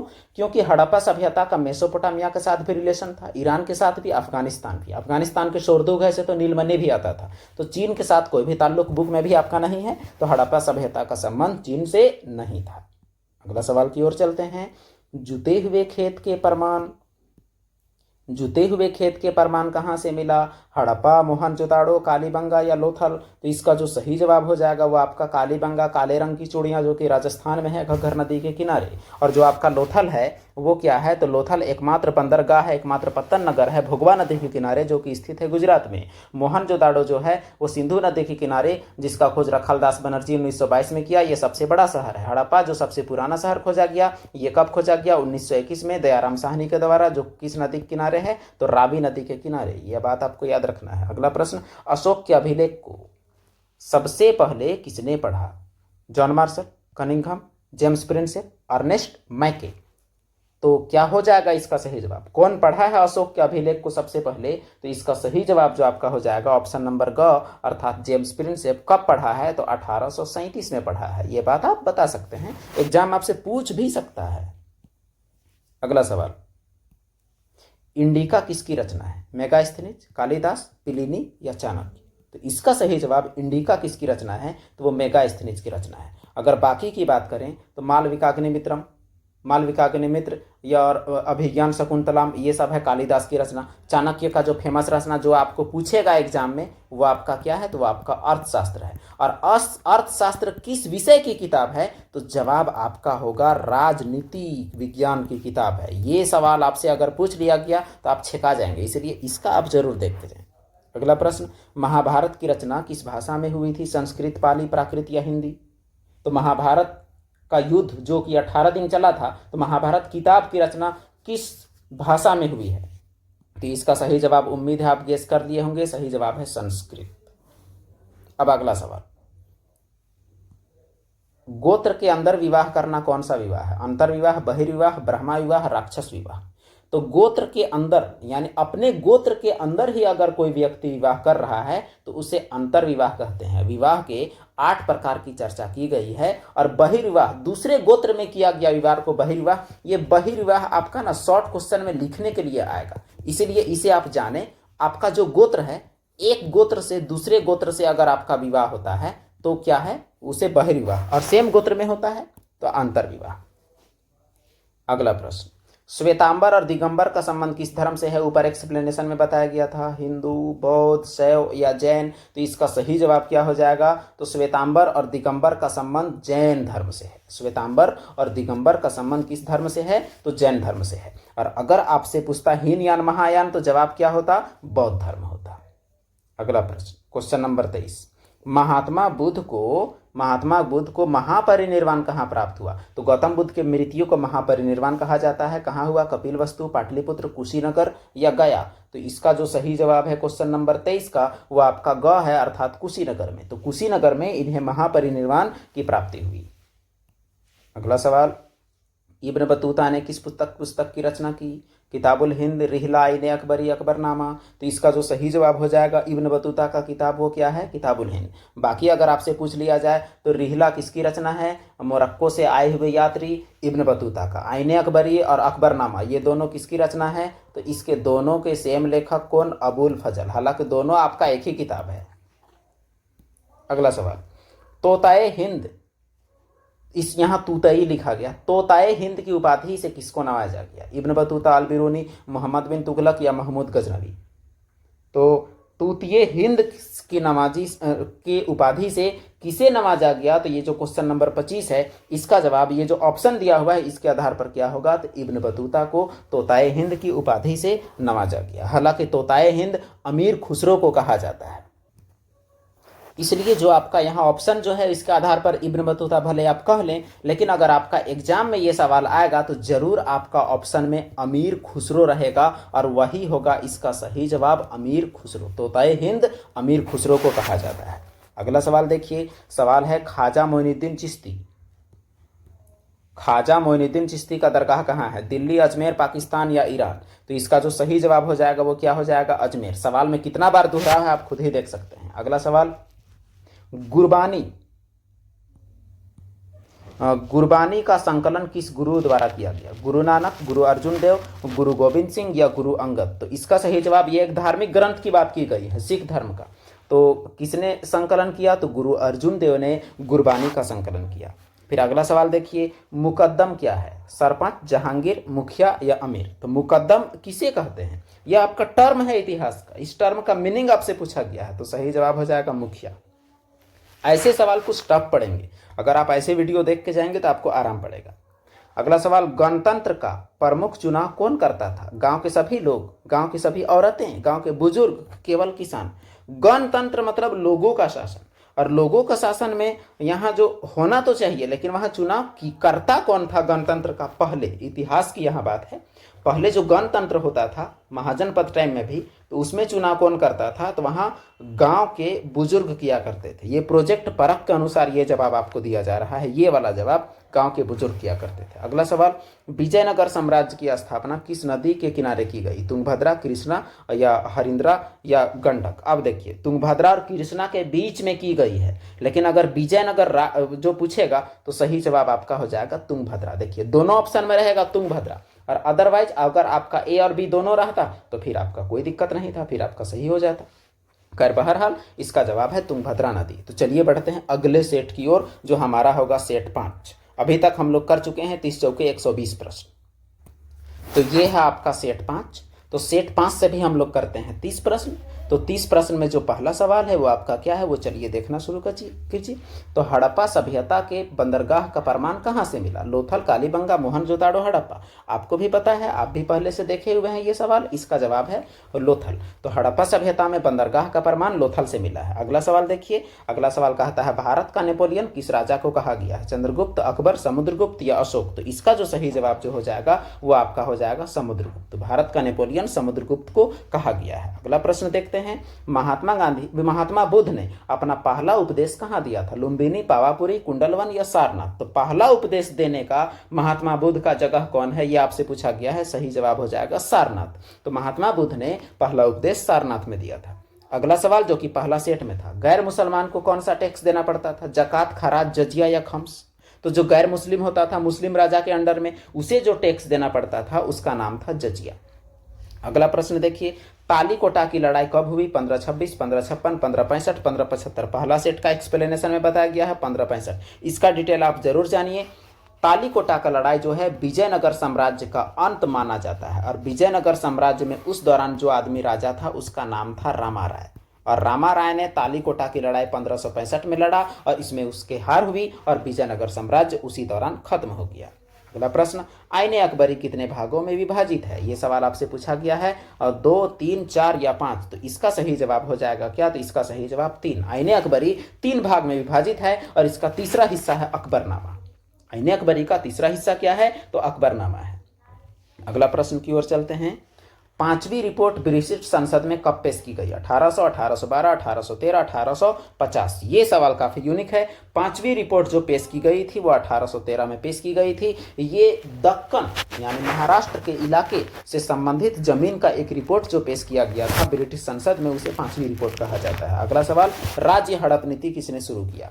हड़प नीति किसने लागू की? Curzon, Lord Dalhousie, Lord Clive या हेस्टिंग? तो इसका सही जवाब आपको ही पता है, लॉर्ड डलहौजी ने राज्य हड़प नीति शुरू किया। झांसी, सतारा, नागपुर ये सभी को हड़पा। अगला सवाल, काला कानून किसे कहा गया? शिक्षा bill, Ilbert bill, Rowlatt bill या इनमें से कोई नहीं? तो काला कानून की संज्ञा देके एक नारे के साथ जिस कानून को भगाया गया उसे कहा जाता है रॉलेट बिल यानी रॉलेट एक्ट, जिसे बिना अपील, बिना वकील, बिना दलील का कानून कहा गया। 1919 में यह कानून आया था। अगला प्रश्न देखिए, स्वराज पार्टी के संस्थापक, फिर से देखिए सवाल, दादा भाई नौरोजी, रामकृष्ण गोखले, सीआर दास, महात्मा गांधी। तो ये पिछले सेट का ही सवाल है, डिस्कशन का नीड नहीं, सीआर दास। अगला सवाल, कैबिनेट मिशन भारत कब आया? 1946, 1945 या 1942 या मई 1945? तो कैबिनेट मिशन जो भारत का संविधान का अध्ययन करने के लिए, संविधान कैसे बनेगा इसको सोचने के लिए भारत आया था, ये आया कब? तो मार्च 1946 में कैबिनेट मिशन आया। और जिसका सिफारिश आपका जून 1946 में, आपका जून जुलाई में आपका आ गया था। तो 11वां का आंसर आपका का हो जाएगा। अगला सवाल देखिए, भारतीय संविधान सभा के अस्थायी अध्यक्ष कौन थे? घूम फिर के वही सवाल, जवाहरलाल नेहरू, राजेंद्र प्रसाद, सरदार पटेल कि भीमराव अंबेडकर? तो इसका जो सही जवाब हो जाएगा वो क्या है? डॉक्टर राजेंद्र प्रसाद। अगला सवाल देखिए, भारत में रियासतों की संख्या कितनी थी? 562, 563, 564 या 654? तो भारत बहुत सा ज्यादा रजवाड़ों में बटा हुआ था। तो कितने रजवाड़े थे? तो एनसीईआरटी के हिसाब से जो रजवाड़ों की संख्या है वो आपको यहाँ टिक करना है। तो इसमें जो सही जवाब हो जाएगा इतिहास के अनुसार 562। हालांकि पॉलिटिकल में 565 दिया हुआ है, लेकिन यहां आपको 562 ही टिक करना है। अगला सवाल, उद्देश्य प्रस्ताव कब प्रस्तुत किया गया? 13 दिसंबर 1946, 9 दिसंबर 1946, 8 अगस्त 1942, 26 जनवरी 1950? तो जो अभी आप प्रस्तावना पढ़ते हैं हम भारत के लोग, वही उद्देश्य प्रस्ताव से बना है। ये कब पेश किया गया? तो 13 दिसंबर 1946 को जवाहरलाल नेहरू के द्वारा संविधान सभा में पेश किया गया था। अगला प्रश्न, मुस्लिम लीग की स्थापना कहाँ की गई? लखनऊ, ढाका, सूरत या कोलकाता? तो मुस्लिम लीग की स्थापना ढाका में आगा खां और सलीमुल्लाह खां के द्वारा 1906 में की गई। अगला सवाल, महात्मा गांधी दक्षिण अफ्रीका से भारत कब लौटे? 1893, 1915, 1917, 1908? तो सही जवाब आपको ही पता है, ये सवाल में दोहराव है, जवाब है 1915। गए कब थे? 1893 में गए थे। अगला सवाल है, कोलकाता में अंग्रेजों के किलेबंदी का क्या नाम था? यानी कोलकाता में अंग्रेज लोग का किला का क्या नाम था? Fort Saint George, Fort William, Fort Saint David या इनमें से कोई नहीं? तो सही जवाब है फोर्ट विलियम। फोर्ट विलियम का किलाबंदी की वजह से ही तो प्लासी का लड़ाई हुआ था। अगला प्रश्न, कब से भारत में दशकीय जनगणना एक नियमित व्यवस्था बन गई? यानी कब से रेगुलर हर 10 साल में जनगणना की शुरुआत की गई? ऑप्शन आपके पास क्या क्या है? 1872, 1864, 1890 और 1672? तो इसका जो सही जवाब हो जाएगा वो क्या होगा? रेगुलर वाला अगर शुरू होगा तो 1881 और केवल जनगणना कहता है तो आपका जवाब क्या होगा? 1872। अगला सवाल, 1857 की क्रांति के समय, 1857 की क्रांति के समय भारत का गवर्नर जनरल कौन था? वेलेजली, डलहौजी, कैनिंग या विलियम बेंटिक? तो इसका सही जवाब क्या हो जाएगा? लॉर्ड कैनिंग 1857 के टाइम में गवर्नर जनरल था। अगला सवाल देखिए, फ्रांसिस बुकानन कौन था? चिकित्सक, कलाकार, कलेक्टर या निदेशक? तो इसका सही जवाब हो जाएगा एक डॉक्टर। फ्रांसिस बुकानन क्या था? एक डॉक्टर था जो कि वेलेजली के काल में भारत आया था। अगला सवाल, तंबाकू पर किस मुगल शासक ने प्रतिबंध लगाया? जहांगीर, अकबर, हुमायूं या शाहजहां? तो तंबाकू पर प्रतिबंध लगाने वाले शासक का क्या नाम है? तो क्वेश्चन नंबर 21 का जवाब हो जाएगा जहांगीर। तो मुगल शासक जहांगीर ने खैनी पर प्रतिबंध लगा दिया था। अगला सवाल, अकबरनामा की रचना किसने की? अमीर खुसरो, अलबिरूनी, इब्न बतूता, अबुल फजल। तो सही जवाब हो जाएगा आपका क्या? तो सही जवाब है अबुल फजल। अबुल फजल ने अकबरनामा की रचना की। अगला प्रश्न, सुलु वंश के संस्थापक कौन? हरिहर, कृष्णदेवराय, राम राय या सुलु नरसिंह? तो ये सवाल काफी टफ है। विजयनगर साम्राज्य से आपका ये सवाल पूछा गया है। सही जवाब है सुलु नरसिंह। ऐसे सवाल पूछेंगे तो आपका जानिएगा तभी आप बना पाएंगे, अंदाज में तो नहीं बनेगा। अगला सवाल, अमुक्तमाल्यद की रचना किसने की? हरिहर, कृष्णदेवराय, रामाराय या देवराय? इसका सही जवाब क्या हो जाएगा?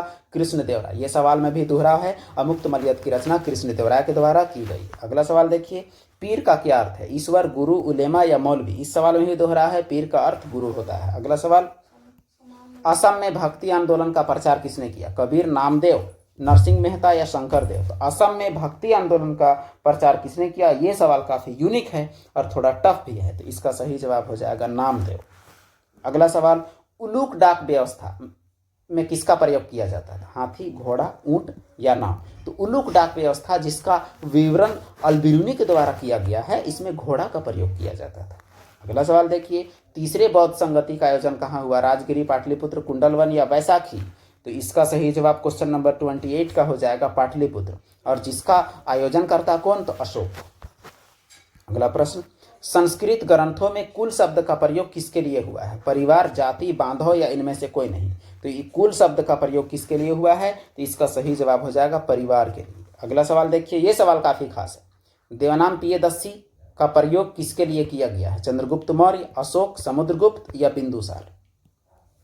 तो यहाँ जो देवनाम पियदस्सी का नाम जो हुआ है प्रयोग, ये हुआ है सम्राट अशोक, जो कि मौर्य वंश का सबसे महान राजा का नाम से जाने जाते हैं, इनके लिए प्रयोग हुआ है। ये हमारा हुआ है अब तक 5 सेट, और 5 सेट में हम लोगों ने किया है 150 प्रश्न। तो चलिए बढ़ते हैं और 2023 में आए हुए सवालों को हम लोग करते हैं, जो कि 40 प्रश्न हमारे पास होंगे। 2023 का सवाल को करने से पहले हम लोग कर लेते हैं झारखंड जैक के द्वारा जो जारी किया गया है JCRT के द्वारा मॉडल पेपर, उसे भी हम लोग कर लेते हैं। मॉडल पेपर में आपको मिलेंगे 30 सवाल। तो ये सवाल काफ़ी खास होंगे जो आपके एग्जाम के लिए महत्वपूर्ण है। सारे महत्वपूर्ण सवाल आपको इस वीडियो में कराए जा रहे हैं। सवाल देखिए, सवाल जो यहाँ आपका क्या कहता है, भारतीय पुरातत्व का पिता किसे कहा जाता है? अलेक्जेंडर कनिंघम, दयाराम साहनी, रखालदास बनर्जी या SR राव? तो इसका जो सही जवाब हो जाएगा अलेक्जेंडर कनिंघम। आपको याद रखना है, भारतीय पुरातत्व का पिता किसे कहा जाता है? अलेक्जेंडर कनिंघम को कहा जाता है। तो अगला प्रश्न देखते हैं, बौद्ध और जैन धर्म में कितने महाजनपद का उल्लेख है? 10, 12, 14? अगला ऑप्शन आपका क्या है? डी, तो 16। तो इसका सही जवाब क्या है? महाजनपदों का उल्लेख कितना है? तो 16 है। यहाँ आप देख सकते हैं अगला ऑप्शन आपका 16 है, वही आपका सही जवाब है। अगला सवाल, अपने स्वयं के खर्चे से सुदर्शन झील की मरम्मत किसने कराई? अशोक, रुद्रदामन, कनिष्क या स्कंदगुप्त? तो अपना खुद का खर्चा से किसने इसे मरम्मत कराया सुदर्शन झील का? तो सही जवाब क्या होगा? ऑप्शन बी, यानी रुद्रदामन ने स्वयं के खर्चे से सुदर्शन झील का मरम्मत कराया था।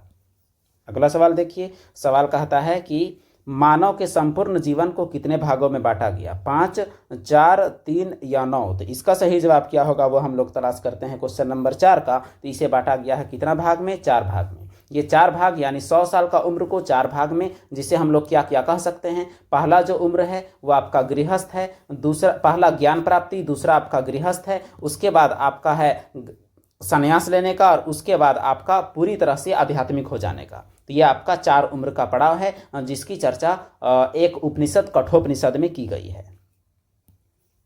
तो मानव जीवन को कितने भागों में बांटा गया? 4 भागों में। अगला सवाल देखिए, अगला सवाल कहता है बुद्ध ने अपना पहला उपदेश किस स्थान पर दिया था? ऑप्शन आपके पास क्या क्या है? कुशीनगर, सारनाथ, लुम्बिनी या गया? तो गौतम बुद्ध का जो पहला उपदेश है वो कहाँ दिया गया था? तो वो दिया गया था सारनाथ में। कहाँ दिया गया? सारनाथ में। आपको हर हाल में याद रखना है। अगला सवाल, इब्न बतूता ने किस पुस्तक की रचना की? किताबुल हिंद, रिहला, आईने अकबरी या अकबरनामा? तो इब्न बतूता का किताब का नाम क्या है? तो वो किताब का नाम है रिहला। चलिए इसे ग्रीन कलर में ले लेते हैं ताकि हमारा पता चले कि सही गलत से थोड़ा ग्रीन कलर का ज़्यादा अच्छा लगता है। अगला सवाल, पद्मावत किसकी रचना है? कबीर, तुलसीदास, अमीर खुसरो, मलिक मोहम्मद जायसी? ये सब सवाल अगर आपसे पूछेगा थोड़ा कठिन पड़ जाएगा, इसीलिए हर एक प्रकार का सवाल आपको करवाया जा रहा है। तो पद्मावत किसकी रचना है? तो पद्मावत मलिक मोहम्मद जायसी की रचना है, जिसमें रानी पद्मावती की कहानी है। अगला सवाल, तालीकोटा का युद्ध कब हुआ? 1526, 1556, 1565 या 1575? तो तालीकोटा का युद्ध जो कि विजयनगर साम्राज्य का खात्मा था वो हुआ है कब? तो वो हुआ है आपका 1565 ईस्वी में। आपको याद रखना है तालीकोटा का युद्ध 1565। अगला सवाल, विजयनगर का किस राज्य के साथ हमेशा लड़ाई चलता रहा? कालीकट, चोल, पांडे या बहमनी? तो विजयनगर का लड़ाई हमेशा चलता रहा किससे? तो बहमनी साम्राज्य से विजयनगर का हमेशा चलता रहा। यही है इसका सही जवाब। अगला प्रश्न, मुगल कालीन ऐतिहासिक स्रोतों में शामिल थी? ऐतिहासिक ग्रंथ, सरकारी और गैर सरकारी दस्तावेज, कालांश में बनी इमारतें और स्मारक और सभी। तो मुगल काल में ये सभी स्रोत हैं, इसीलिए जो सही जवाब जो हो जाएगा वो क्या हो जाएगा? इनमें से सभी। अगला सवाल, अकबर ने तीर्थ यात्रा कर कब समाप्त किया था? 1562, 1563, 1564, 1565? तो इसका सही जवाब क्या हो जाएगा? अकबर ने जो तीर्थ यात्रा कर जो खत्म किया था क्वेश्चन नंबर 11 का, इसका सही जवाब हो जाएगा 1563 में अकबर ने तीर्थ यात्रा कर को समाप्त किया था। अगला सवाल, संथाल विद्रोह कब हुआ? 1857, 1858, 1859, 1860? तो देखिए यहाँ आपका ऑप्शन कब हुआ था वो दिया ही हुआ नहीं है। विद्रोह हुआ था 1855 में, ये आपको याद रखना है, ऑप्शन आपको जरूर मिल जाएगा एग्जाम में। अगला सवाल, 1857 के विद्रोह में बिहार से नेतृत्व किसने किया? तो बिहार से नाना साहब, कुंवर सिंह, रानी लक्ष्मीबाई के दिलीप सिंह? तो सही जवाब हो जाएगा क्या? वीर कुंवर सिंह ने 1857 की क्रांति का नेतृत्व कहाँ से किया? तो बिहार से किया। और बाकी जगहों से भी पूछ सकता है। तो कान में नाना आपको याद रखना है, यानी कानपुर से कौन? तो नाना साहब। लखन की बेगम यानी लखनऊ से कौन? तो बेगम हजरत महल। लखन की बेगम, कान में नाना। दिल्ली के बहादुर यानी दिल्ली से बहादुर शाह जफर। ये भी बात आपको याद रखना है। ऐसे में उम्मीद है आपको याद रहेगा। जगदीश कुंवारा यानी जगदीश, बिहार से जगदीशपुर से कुंवर सिंह। अगला सवाल, सहायक संधि की व्यवस्था किसने की? Lord Clive, Warren Hasting, Lord Wellesley? तो सही जवाब क्या है? लॉर्ड वेलेस्ली ने सहायक संधि लाया, जो कि 1798 में यह संधि लाया गया। अगला सवाल, संविधान सभा का संचालन समिति के अध्यक्ष कौन थे? राजेंद्र प्रसाद, जवाहरलाल नेहरू, भीमराव अम्बेडकर, सरदार पटेल? तो जो क्वेश्चन नंबर 15 है इसका सही जवाब हो जाएगा डॉक्टर राजेंद्र प्रसाद, जो कि संविधान सभा के संचालन समिति के अध्यक्ष थे। अगला सवाल, कलकत्ता में सर्वोच्च न्यायालय की स्थापना कब की गई? 1771, 1772, 1773, 1770? तो जो क्वेश्चन नंबर 16 है इसका सही जवाब है 1773, यानी ऑप्शन सी आपका सही जवाब है। अगला प्रश्न, सविनय अवज्ञा आंदोलन किसने शुरू किया? गांधी, नेहरू, अबुल कलाम आजाद या सुभाष चंद्र बोस? तो सही जवाब आपका क्या है? सही जवाब है महात्मा गांधी। सविनय अवज्ञा आंदोलन 1930 में महात्मा गांधी द्वारा नमक यात्रा के साथ शुरू किया गया था। अगला सवाल, कैबिनेट मिशन भारत कब आया? मार्च 1946, अप्रैल 1945, जून 1942, मई 1945? तो इसका सही जवाब क्या हो जाएगा? कैबिनेट मिशन भारत कब आया? ये सवाल में दोहराव भी है, क्वेश्चन नंबर 18, इसका सही जवाब हो जाएगा मार्च 1946 में कैबिनेट मिशन भारत आया, जो कि जुलाई 1946 में अपना रिपोर्ट पेश किया। अगला सवाल, मुस्लिम लीग की स्थापना कब और कहाँ हुई? 1905 लखनऊ, 1906 ढाका, 1907 सूरत, 1909 कलकत्ता? सही जवाब क्या है? 1906 ढाका में इसकी स्थापना हुई। कौन कौन किए? आगा खां और सलीमुल्लाह खां। आगा और सलीमुल्लाह। अगला सवाल, भारत में कितनी रियासतें थी? ये सवाल में भी दोहराव है, 562, 563, 564 या 654? तो सही जवाब ऑप्शन ए, 20 का जवाब आपका हो जाएगा ऑप्शन ए। अगला सवाल, गुरु नानक का जन्म कब हुआ? कहाँ हुआ ये भी पूछता है। कहाँ हुआ? तो तलवंडी बोलिएगा।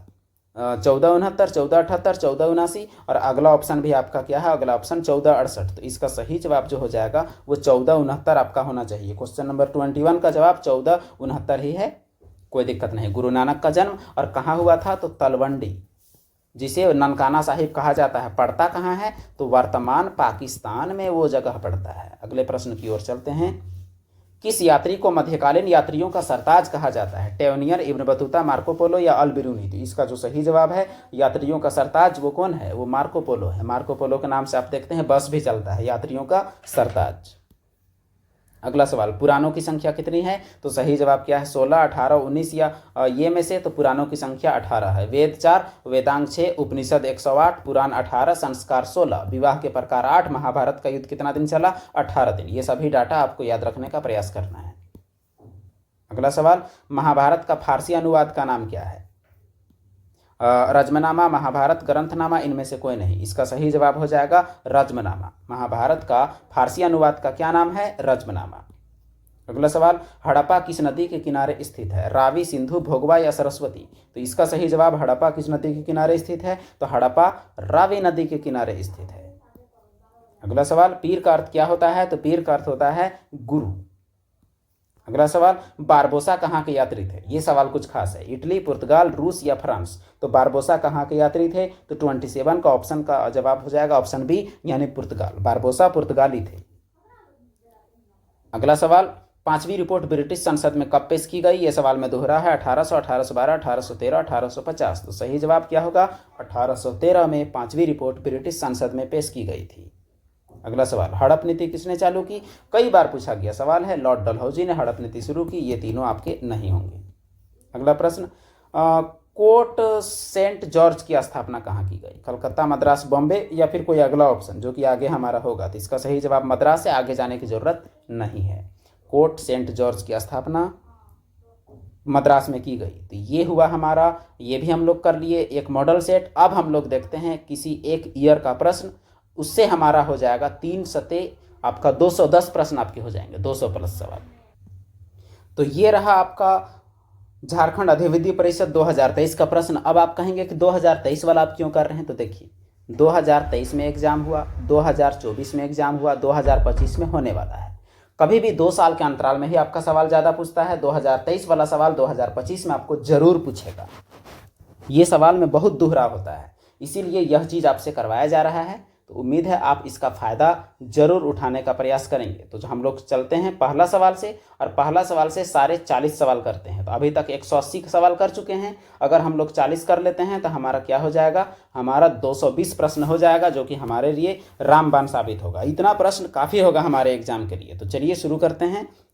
पहला सवाल, ये 2023 का सवाल है। आप मिला भी सकते हैं कि सवाल ये असली है या नहीं है, आपको पता चल जाएगा।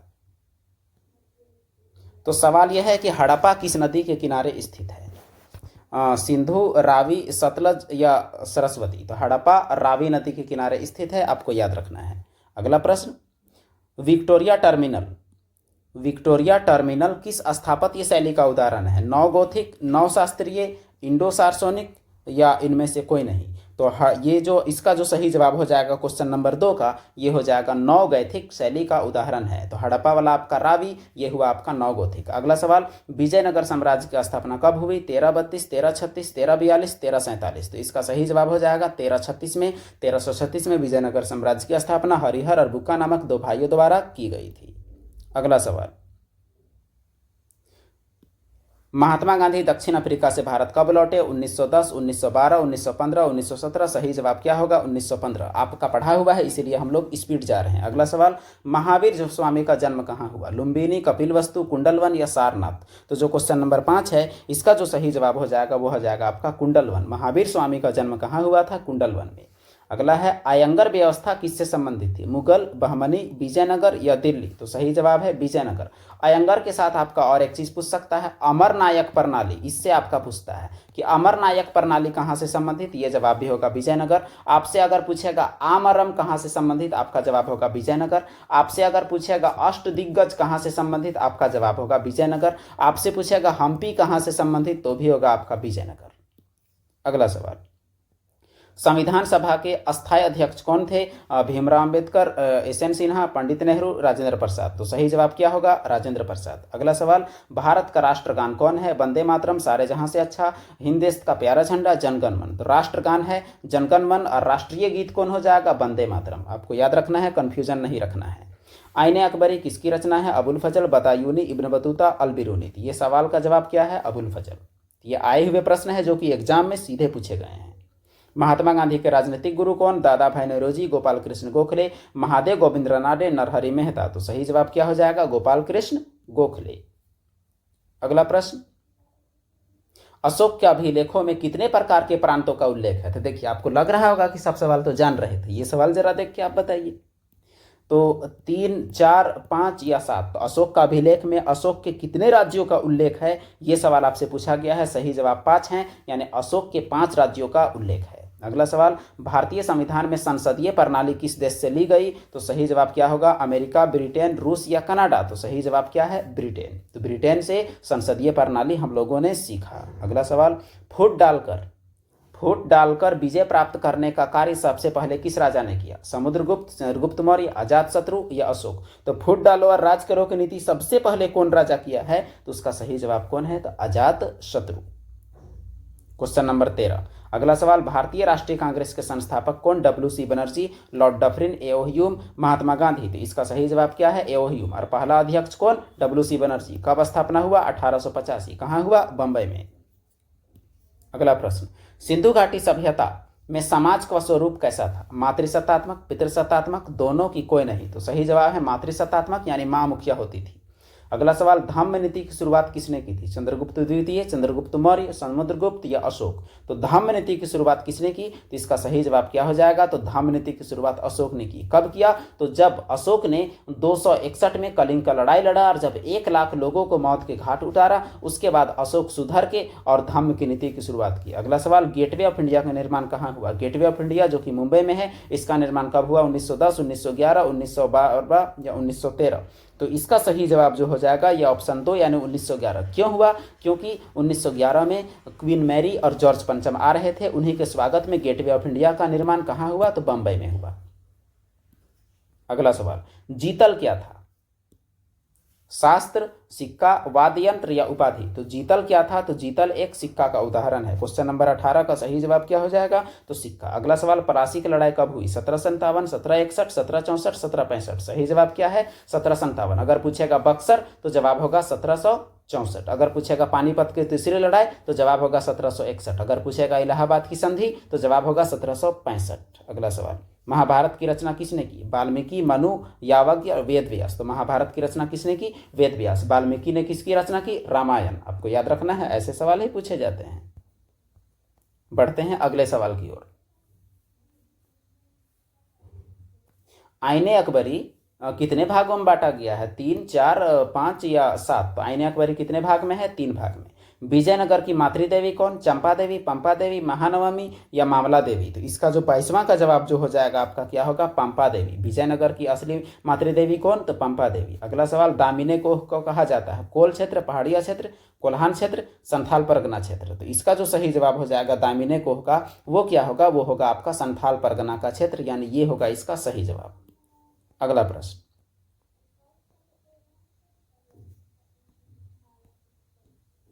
भारत में प्रचलित सती प्रथा का उल्लेख किस विदेशी यात्री ने किया? फ्रांसवा बर्नियर, अलबिरूनी, इब्न बतूता या अलमिसूदी? तो किसने भारत में जो प्रचलित था सती प्रथा उसका चर्चा किया है? तो इसका जो क्वेश्चन नंबर 24 है, इसका सही जवाब हो जाएगा फ्रांसवा बर्नियर ने सती प्रथा का उल्लेख किया। बंगाल विभाजन कब हुआ? 1902, 1905, 1906, 1907? तो सही जवाब क्या है? 1905। कौन किया? तो लॉर्ड कर्जन। ये बात आपको याद रखना है, लॉर्ड कर्जन ने बंगाल विभाजन किया। अगला प्रश्न, फोर्ट सेंट जॉर्ज की स्थापना कहाँ हुई? तो इसका जवाब आपने अभी देखा दूसरे सेट में, तो सही जवाब है मद्रास में हुई। अगला सवाल, ऑपरेशन पोलो के द्वारा किस देशी रियासत को भारत में शामिल किया गया? जवाब होगा हैदराबाद। ऑपरेशन पोलो का संबंध हैदराबाद से है। कब का बात है? तो 1948 का बात है, जो भारत में शामिल नहीं होना चाहता था, पाकिस्तान में शामिल होना चाहता था, इसीलिए हैदराबाद को ऑपरेशन पोलो यानी सैनिक कार्रवाई के द्वारा भारत में शामिल किया गया। अगला प्रश्न, भारत का अंतिम वायसराय किसे माना जाता है? चक्रवर्ती गोपालाचारी, लॉर्ड माउंटबेटन, क्लेमेंट एटली या सिरिल रेडक्लिफ? तो इसका सही जवाब क्वेश्चन 28 का लॉर्ड माउंटबेटन को अंतिम वायसराय माना जाता है, अंतिम अंग्रेज वायसराय। और अंतिम गवर्नर जनरल सी राज गोपालाचारी। अगला सवाल, करो या मरो का नारा किसने दिया? तो जवाब आपको पता है, जवाब महात्मा गांधी। अगला सवाल, काला कानून किसे कहा जाता है? Wood dispatch, communal award, Hunter report, Rowlatt act? तो सही जवाब क्या हो जाएगा? सही जवाब हो जाएगा रॉलेट एक्ट। अगला प्रश्न की ओर चलते हैं। भारत में आने वाला पहला यूरोपीय कौन था? अंग्रेज, डच, फ्रांसीसी, पुर्तगाली? तो सबसे पहले 1498 में भारत की खोज किसने किया? तो पुर्तगाली ने, वास्को डी गामा। इसलिए पुर्तगाली होगा इसका सही जवाब। अगला, मुगल कालीन चित्रकला का किसके शासनकाल में चरम उत्कर्ष तक पहुंची? तो चित्रकला सबसे फेमस हुआ जहांगीर के काल में, स्थापत्य कला सबसे ज्यादा फेमस हुआ शाहजहां के काल में, साहित्य कला सबसे ज्यादा हुआ अकबर के काल में। यह बात आपको याद रखना है, चित्रकला जहांगीर के काल, स्थापत्य कला शाहजहां का काल। अगला प्रश्न, त्रिपिटक का संबंध किस धर्म से है? तो त्रिपिटक का संबंध बौद्ध धर्म से है। ये दोनों में बौद्ध दे दिया है, खैर कोई बात नहीं। कैप्टन हॉकिंस किस मुगल दरबार में आया? कौन से दरबार में आया? तो ये आया जहांगीर के दरबार में। अगला सवाल, गांधी इरविन समझौता कब हुआ? गांधी और इरविन के बीच समझौता कब हुआ? यह सवाल पूछा गया है क्वेश्चन नंबर 35। इसका सही जवाब है 1931। 1857 का विद्रोह कहाँ से शुरू हुआ? तो मेरठ से शुरू हुआ। थोड़ा फास्ट चल रहे हैं ताकि बहुत देर हो गया है इस वजह से। अगला सवाल, नैनार किसकी पूजा करते थे? आपको तभी बताए थे, अलवार विष्णु 12, नैनार शिव 63, यानी नैनारों की संख्या 63। अगला सवाल, दांडी किस राज्य में है? तो गुजरात में है। ये हुआ 38वां क्वेश्चन। अगला सवाल, जजिया किससे लिया जाता था? तो व्यापारी, सैनिक, बुद्धिजीवी या धिम्मी? तो यहाँ जो होगा, यहाँ होगा आपका धिम्मी। ये वर्ड आपको याद रखना है। इसे आपको सही वर्ड आपका लिखेगा जिम्मी। जिम्मियों से लिया जाता था, यानी गैर मुस्लिम से। अगला सवाल जो कि आज का आखिरी प्रश्न, हाथी गुफा का संबंध किससे है? रुद्रदामन, स्कंदगुप्त, विजयसेन या खारवेल? तो हाथी गुफा का संबंध किससे है? तो खारवेल से है। तो ये रहा आपका कितना प्रश्न? तो हम लोगों ने किया अभी अभी 220 प्रश्न। तो ये 220 प्रश्न कीजिएगा तो आपका 30 तो हर हाल में आपका जुटना है। बस आप एग्जाम में करके जाएं, बस आप निश्चित रहें। बाकी हम लोग देखेंगे, अगर संभव हुआ तो हम लोग लघु उत्तरीय, दीर्घ उत्तरीय, बाकी हमारे पास 4 दिन है, पूरा हम लोग करके जाएंगे ताकि एग्जाम में हमारा हर एक सवाल जुटे। तो धन्यवाद वीडियो देखने के लिए।